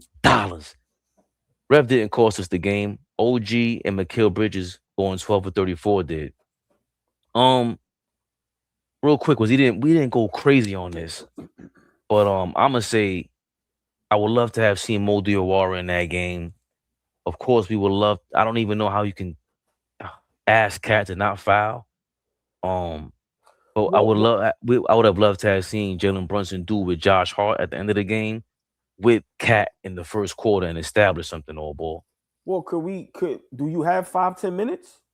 Yeah, let's do it. We'll go back to Knicks rehab. Yeah, let's turn it back into Knicks rehab because we have to discuss Mike Brown. We're taking the N off? Keep the N? I mean, keep the K? No, we keep the K because we lost by 3. It was a good game. Like I said, we didn't get blown off the floor. But we have to discuss Mike Brown's adjustments and just how he coached yesterday, right? He tried to show some fire, got a technical foul I like, but you have to explain why Diarra only played 9 minutes. Yeah. Like, what's the explanation for that, right? You have to explain how you are allowing your point guard to not get your second best player involved in the offense. Mike Brown has to explain that. But to me, the big explanation I'm looking for is where was Diarra in the second half? When guys like Mikal Bridges, Josh Hart, and OG once again struggling offensively and defensively. So for me, Mike Brown, he has ample opportunities to impress us and make us like him. But then he always takes 2-3 steps back and coaches like last night. Yeah, it was a good game. We were in the game. But think about how we got killed by not being able to defend the 3, committing silly fouls. Sometimes on defense just, but where was Mo at? Where was Mo at? Like, you have to explain that. You have to explain why Josh Hart is continuously getting more field goal attempts than Karl Anthony Towns. What's the explanation for it? Another game with Cat under 10 field goals. That is, it shouldn't happen. It shouldn't happen. So for me, Mike Brown, I don't know how he expects the fan base to come and get on board and really support him when you coach a game like last night, which was very winnable, and you just bench Mo Diawara and we have no explanation for it. What's the explanation? I don't have one. And also, I just read James Edwards, who writes for The Athletic, if I'm not mistaken. He's quoted as saying, still a tad too early, but if Deuce McBride can return by the playoffs, I expect him to push Diawara out. If not, I do believe Brown will start playoffs with Diawara in a rotation. So if Deuce McBride comes back before the playoffs, James Edwards, a reporter, he's saying he expects Deuce to be in the playoff rotation. And if he can't come back, then he expects Diawara to start the playoff rotation. I don't even know what to expect anymore because I thought going into yesterday's game that Mo Diawara, especially with Mitchell Robinson being out, that's another big body. I don't understand. He might not be a great rebounder yet, but I thought I thought it was the celebration coming out party to stamp when he was saying the other night, like, yeah, he's coming. Diawara's coming even though he shot 4 of 13 against the Spurs, I think it was, or whoever. The way he spoke about him, the way Shammy spoke about him, it just felt like, all right, he's in the rotation now. And I don't think him and Deuce should necessarily fight for minutes. Him and some of these starters need to be fighting for minutes. When had you've benched Mikal Bridges in the fourth quarter before? How does he earn Diawara? Why wasn't Diawara in that last shot of the game? Josh Hart shouldn't have been inbounding. And again, do they have more experience? Yes, but this is not Game 7 of the NBA Finals. This is a regular season game where you go back to it, you watch the film, and you go, how did that feel? You see that when you threw that pass, you didn't see this, and this, and you want him in real time action so that when he's watching the film, he can place himself back in that situation in real time. He's a rookie, and we see a lot of potential in him. As a matter of fact, at this point, am I far-fetched by saying he might have more potential than Mikal Bridges at this point. Like, we project him 10 years from now, I can see a path where he's going to be better than Mikal Bridges. Kid is way too talented. And it starts off with situations like this. yes, it's out of order to put him in the same conversation with anybody who was a second defensive player of the year, but he's gotten too good too soon to be getting snatched out of these scenarios where it's perfectly fine to let him fuck up in if you're letting Josh Hart and Jaylen Brunson run a two-man game. Shit makes no sense to me, AllBall. So for me, that comment you just made about Diawara and Bridges, that's tough, right? But let's talk for real. Mike Brown needs to come up with an explanation of why, guys have it going and you take them out and don't put them back in the game. But you continue to ride Hart, OG, Bridges, even Brunson when they're struggling. Like in that times, they are struggling bad.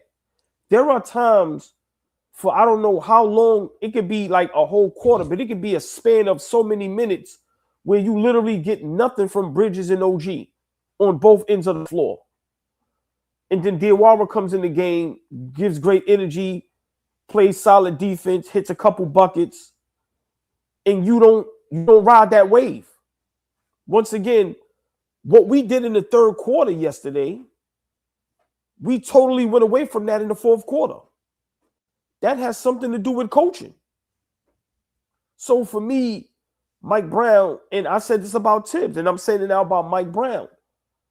What are we coaching for? Are we coaching to win basketball games, or are we coaching to be favorites with some of the players on the team? Because I don't get, like you said, at the end of the game, it's 2 seconds left. Why is Josh Hart in the game?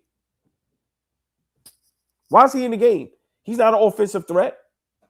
How was he a threat on an inbounds pass with 4 seconds to go? So for me, listen, people don't want to discuss this, but if my best friend is the best player on the team and has this power that Flea and Fabian alludes to, how do we not look at that weird? How are you not a Cat, a Diawara, or whoever? And in your mind going, yo, like, I'm better than these niggas. Or, yo, these niggas is terrible this quarter. How I can't get in the game? Like, it's starting to be too blatant. It's starting to look bad. So for me, that's why I say Mike Brown, and I've said it before the season started, he's going to be on the hot seat the whole season. And he has so many opportunities to just lock in with us. And he drops the ball. I don't understand, and I said it last season, and I'm going to say it again this season. I don't understand why Josh Hart gets so many minutes. I really don't. I don't understand why Mikal Bridges gets so many minutes and so many opportunities to just come up short. You have players on the team that can produce. Shamit and Diawara lately have been producing. Play them more minutes, especially if our guys are struggling. So for me, Brunson is starting to be a problem, but now Mike Brown is going to be one of the main problems where we could lose a playoff series if you continue to just ride guys that are struggling. Like, come on, man. How many games is OG, Mikal Bridges, and Josh Hart going to shoot terrible from the field as a collective? How many times is OG going to have 8 points, 11 points, Bridges 12? Like, you can't win a championship like that. No, but I got to push back with the Shamit thing because I don't think he's a full-fledged starter. No, And I'm not saying that.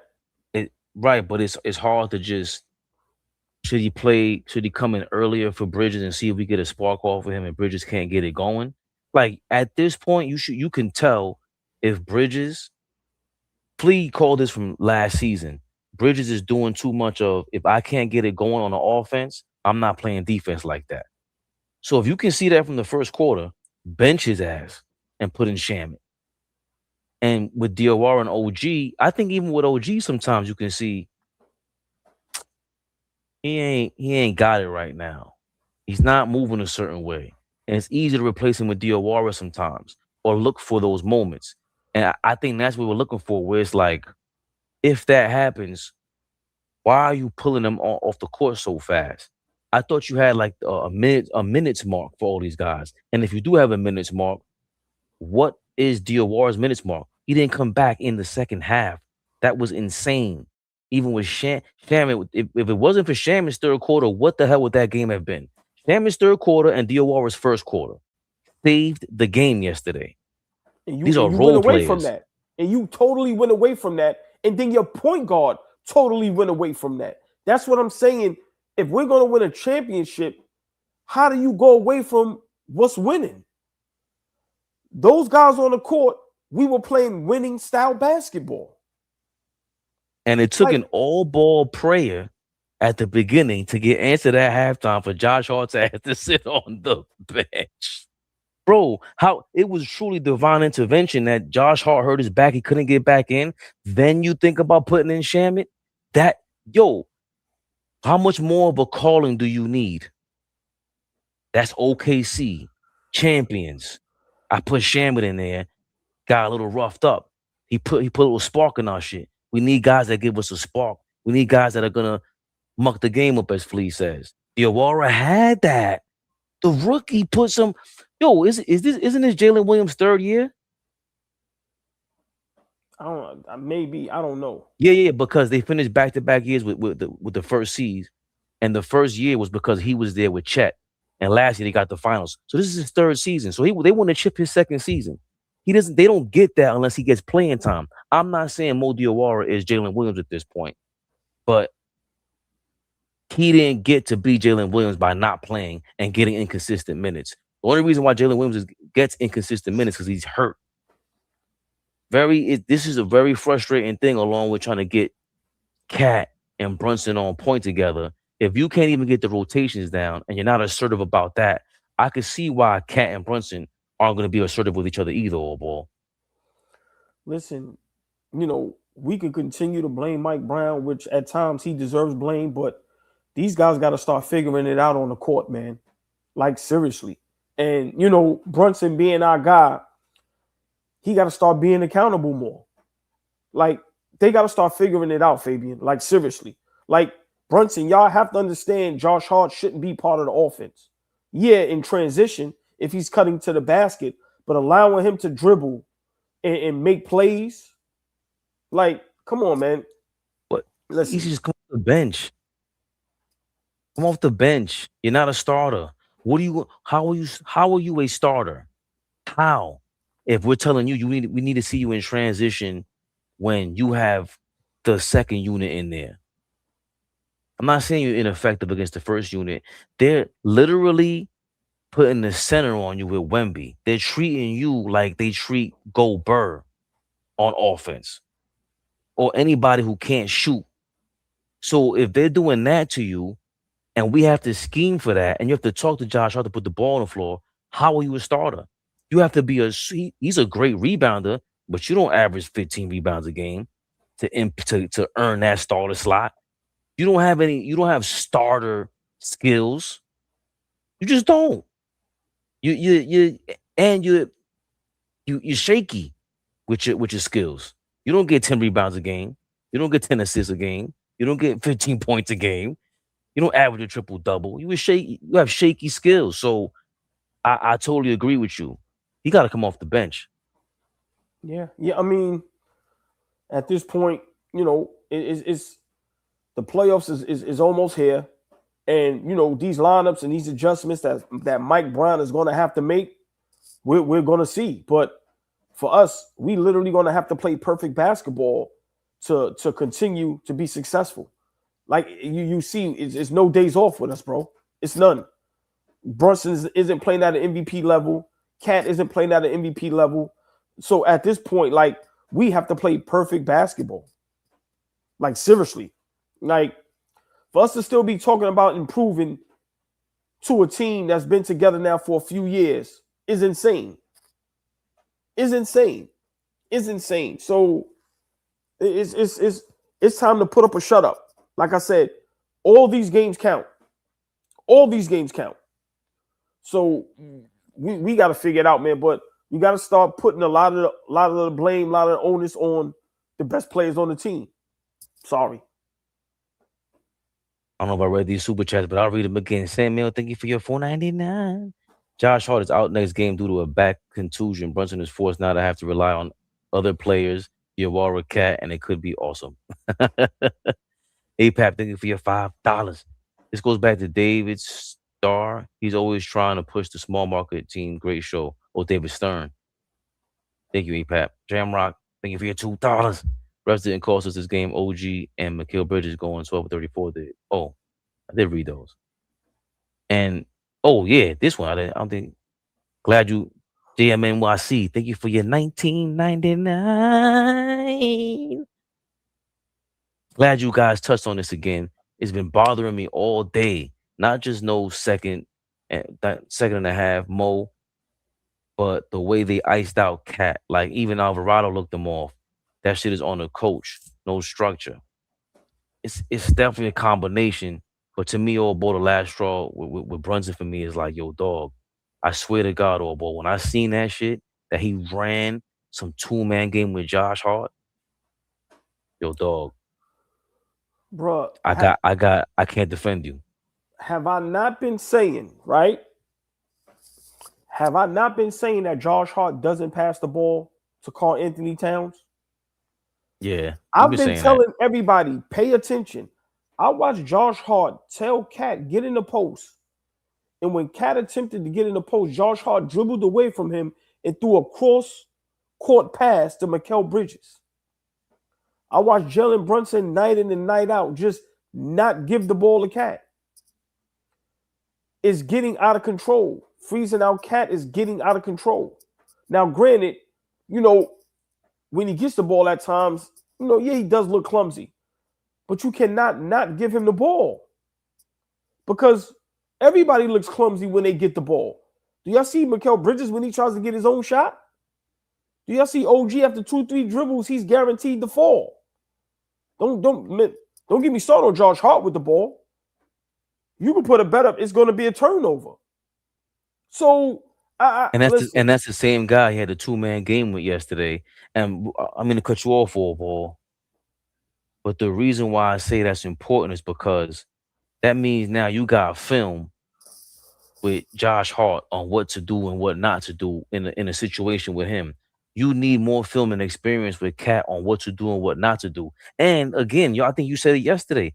It's not just Cat. So now it's 2 of your big men you're not giving the rock to. And you just showed me you know how to get the rock to somebody who's 6'4". Like, I don't want to hear it. I don't want to hear it. Even if it doesn't work out, when you get to the paint and throw the ball out of bounds, you're supposed to go back and yell at him about that. Go back to the film room like, this is what I'm talking about. I'm trying to pass you open, but you're not going down there. That's where I need you to be. That's the best position for you. You're 7 feet tall. That's how I can get it to you. That's why I dribble this way. When I dribble right, I'm looking at you to go into the paint with your left hand. You stop using your left hand, Cat. The regular season is the time to see all this shit with Cat, not with Josh Hart. That shit broke my heart, AllBall. My last point with this is, no matter what, unless OG and Mikal Bridges is on Klay Thompson, Steph Curry fire, no one should shoot more shots than Karl Anthony Towns except Jaylen Brunson. Josh Hart shouldn't even be close to shooting as many shots as Karl Anthony Towns. Bro, how many games this season he shot under 10 field goals? How many times this season has Hart, Bridges, or OG shot more than Cat? We are too comfortable with that. It's starting to get out of control. And like I said, Mike Brown and Brunson, they have to fix this problem. Not us, not the chat. Y'all got to fix this problem. Everybody sees it. A lot of people are starting to talk about it. A lot of people are starting to comment on it. It's getting out of control. It's getting out of control. Cat is averaging a double-double. He's the best rebounder. He's clearly the second best player on the team. Some people think he's the best. That's up for debate. But he's clearly the second best player on the team, and he's treated like you said, like he's a bench player. Listen, I commend that dude for being a professional. I'm gonna keep saying it. Another player would have cursed all them niggas out and would have demanded a trade. These dudes is crazy, man. These dudes is crazy, man. Yeah. I think he's clearly the most talented guy on the team, most skilled player on the team. And, you know, Tatum has Jaylen Brown, who's a bit of a menace on the low. And Brunson is supposed to be that. So I like this comment, by the way, by JMNYC.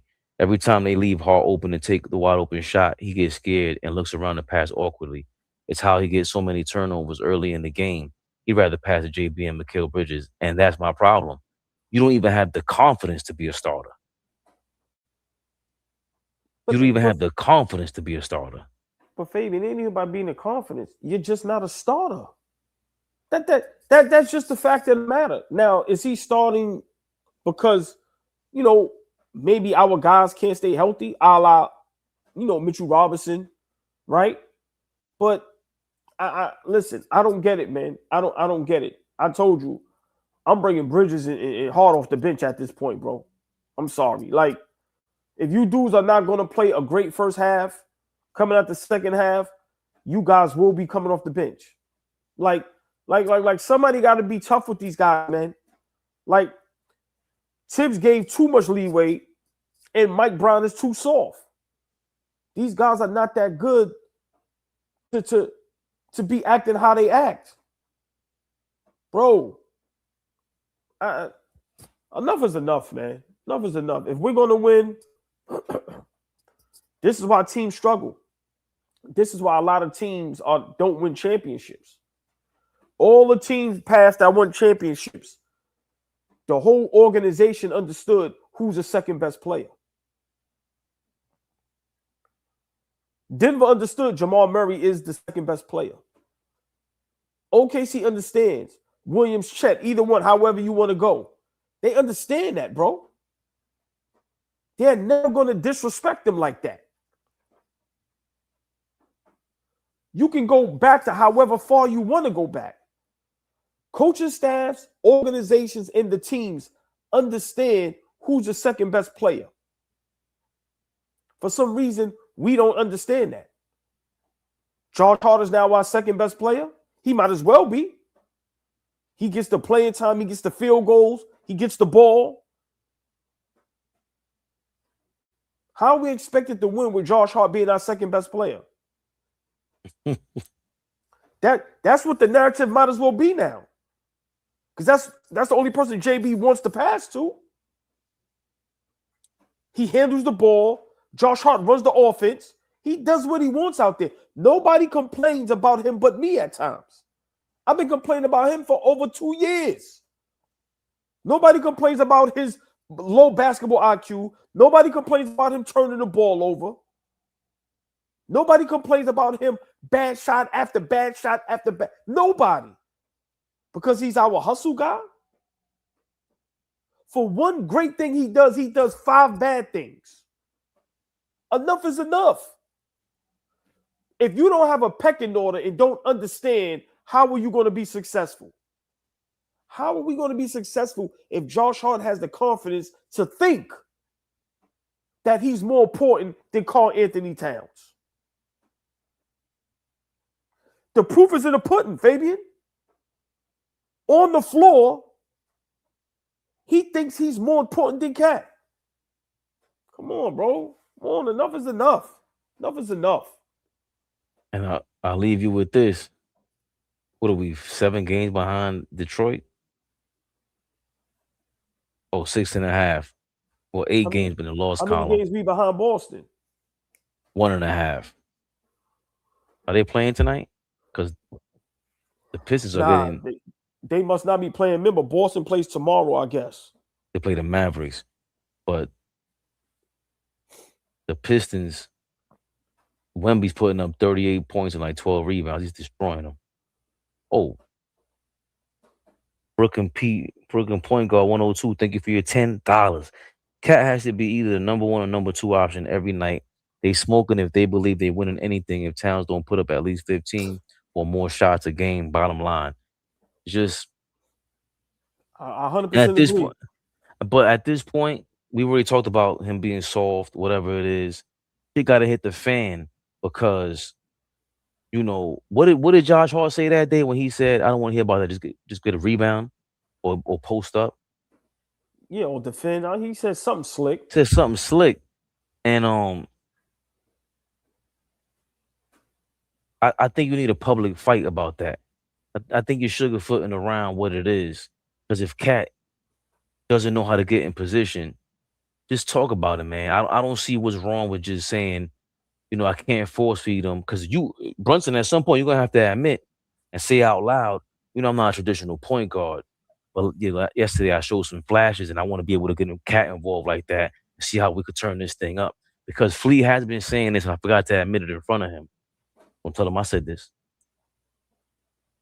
If you do unlock Jaylen Brunson as a traditional point guard, bro, that is some Isaiah Thomas shit. You don't even defend like Isaiah Thomas. But if you could anywhere near get the ball in somebody's hand like that, that makes you so much better because now everybody's a threat. Everybody's a threat. That means what I always say, if you can shoot and pass from the most places in half court, you're usually the best player on the floor. Larry Bird, Joker, Jordan, Pippen. These guys can shoot and pass from so many places on the court. You're a threat. And Cat can actually shoot and pass from way more places on that half court than Jaylen Brunson. So it would behoove you get him to rock, old ball. Listen, this conversation is just very exhausting, and it's been all season. And at this point, how do y'all not get it yet? Do we see the results when Draymond Green didn't get Kevin Durant the basketball? What was the results? I'm out of here. I'm going to say it again. Do we see the results when Draymond Green didn't get Kevin Durant the ball? I'm out of here. And what happened? Ruined the dynasty. I'm not saying we're a dynasty. I'm just saying, how do you have a guy like Josh Hart being that comfortable and having that much confidence to where you don't get the second best player the basketball? And y'all complain about him. And y'all show him up almost every game. You got Shaman showing him up. And then Shaman walks past Brunson and go, I told him. I see everything, bro. They are violating Karl Anthony Towns. And he's still coming out and being a professional and playing. Bro, I'm telling you, the uncomfortable conversations that's going to happen when this season is over, if we're not hoisting the NBA Finals trophy, when you go back and break everything down and look at everybody and see what they're saying, because I don't see nobody criticizing Josh Hart on the floor. I don't see nobody criticizing Mikal Bridges or OG on the floor when they miss defensive assignments or when they just put up brick after brick. When Josh Hart just does dumb shit. I don't see nobody on the floor going, yo, don't do that shit again. Get it together. What the fuck is that? But y'all quick to tell Cat, post up. Y'all quick to tell Cat, stop talking to the refs. Y'all quick to let Cat get punked. And you supposed to be a tough guy. Yo, Fabian, for me, I don't even care about the punk and the tough shit at this point. Nah. Oh, ball. Fuck that. I don't want to hear that, bro. If your man ain't tough, I'm not saying I'm tough, but at the very least, you came in with me, you leaving with me. I don't care what happened with y'all before. Nah, he's rolling with me, bro. I don't know what your problem is with him. I take it a step further. I don't see nobody criticizing Brunson on the court when he do some dumb shit. All we see is everybody criticize and tell Cat what to do. Why is Josh Hart not telling Brunson, get off the ball? Why you turn the ball over right there? Yo, that was a bad shot. Why nobody telling Brunson get back in the post? That's where he's been more effective since being a Knick. Why nobody telling Josh Hart, stop complaining all day? But you tell Cat to. Bro, this shit is out of control. And how is Knicks Rehab the only one alluding to this and seeing this and commenting on it? Bro, it's at this point, Cat ain't the problem, bro. I understand not being tough. I understand him being soft. I understand him being a bad defender. But at this point, he can be part of the problem. But that pizza pie, bro, a lot of people get slices, Fabian. Yeah, but what I'm also saying is Anthony Towns being a nice guy. OG, you let Draymond come up to you and say he's soft. Whoever it is that got a problem with Cat that feels the same way we do, excuse me, whoever it is that feels like Cat should get the ball more and they're on a team, where they at? Somebody on that team feels the same way we do at this point. Yo, not for nothing, but if Cat got the ball more, I know he ain't posting up like that, but is there a better way we can motivate him? Yo, bro, he's not really like that, man. Hey, Jaylen, not for nothing, but you the one that said you could play with him. That's your godfather up there. Y'all made that move. Bro. How come nobody else is checking him about that Yo, Josh, shut up. Bro, right. I need to see one of those. No. Shut up. Like yesterday, that's what Carl Anthony Towns was supposed to tell Sherman. The fuck out my face.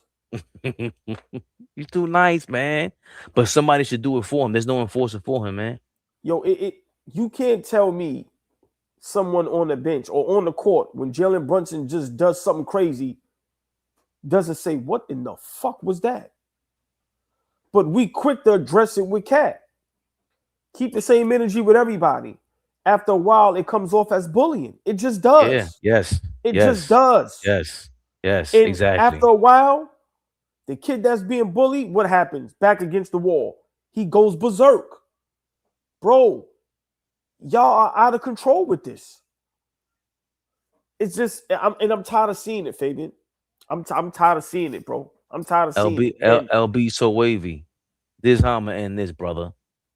I like your comment. Y'all do know it's been reported like a month ago that Jaylen Brunson has no parts of what the front office does, so he's just a surprise when players get traded or not.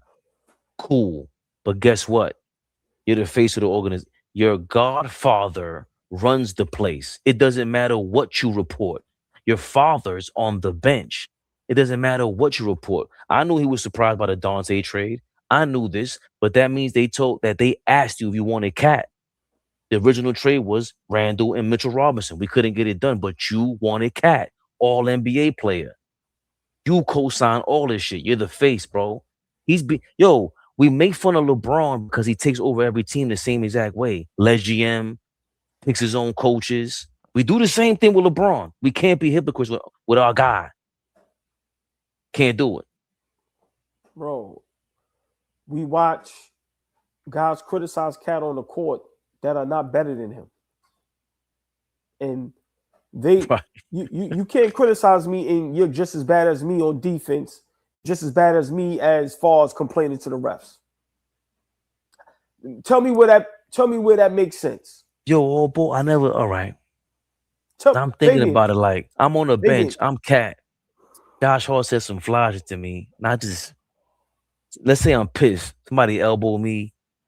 Take a deep breath, and I look up and I see this dude. I'm like, yo, bro, shut the fuck up. It's a natural reaction. Bro, I'll give you one even better. When Jaylen Brunson tells Cat, stop complaining to the refs, Cat's mind is going, but your best friend complains every play. Why aren't you saying that to him? Why isn't anybody yelling at Mikal Bridges or OG make a fucking shot? Y'all quick to yell at Cat to get in the post. There's nobody yelling at Mikal Bridges on national live TV with all the cameras watching. Knock it down, nigga. What?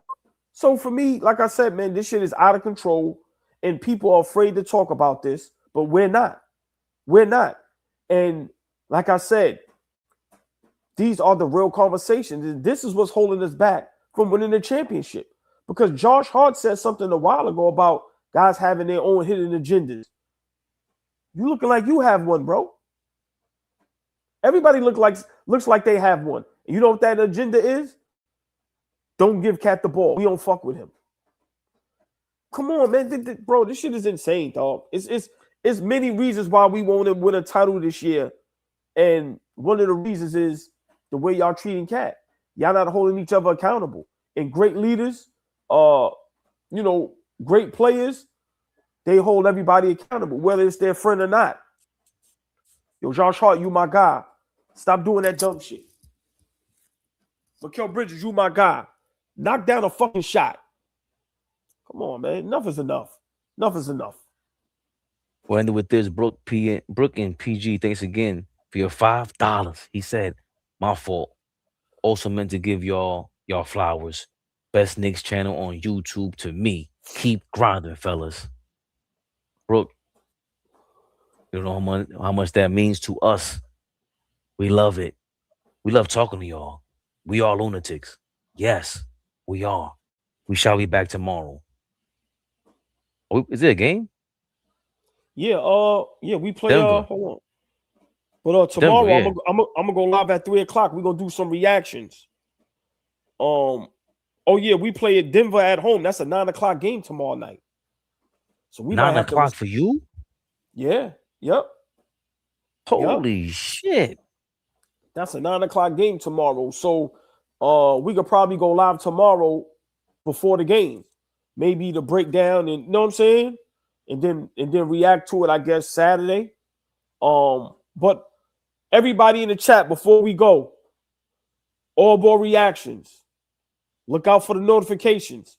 We're gonna be going live in the afternoons, 3-4 o'clock. We're gonna be tackling some of the hottest NBA topics, some of the hottest sports topics. So look out. Starting tomorrow, we will be going live every day in mid-afternoon, 3-4 o'clock Eastern time. AllBall reactions, of course, at night. Knicks rehab every night, right?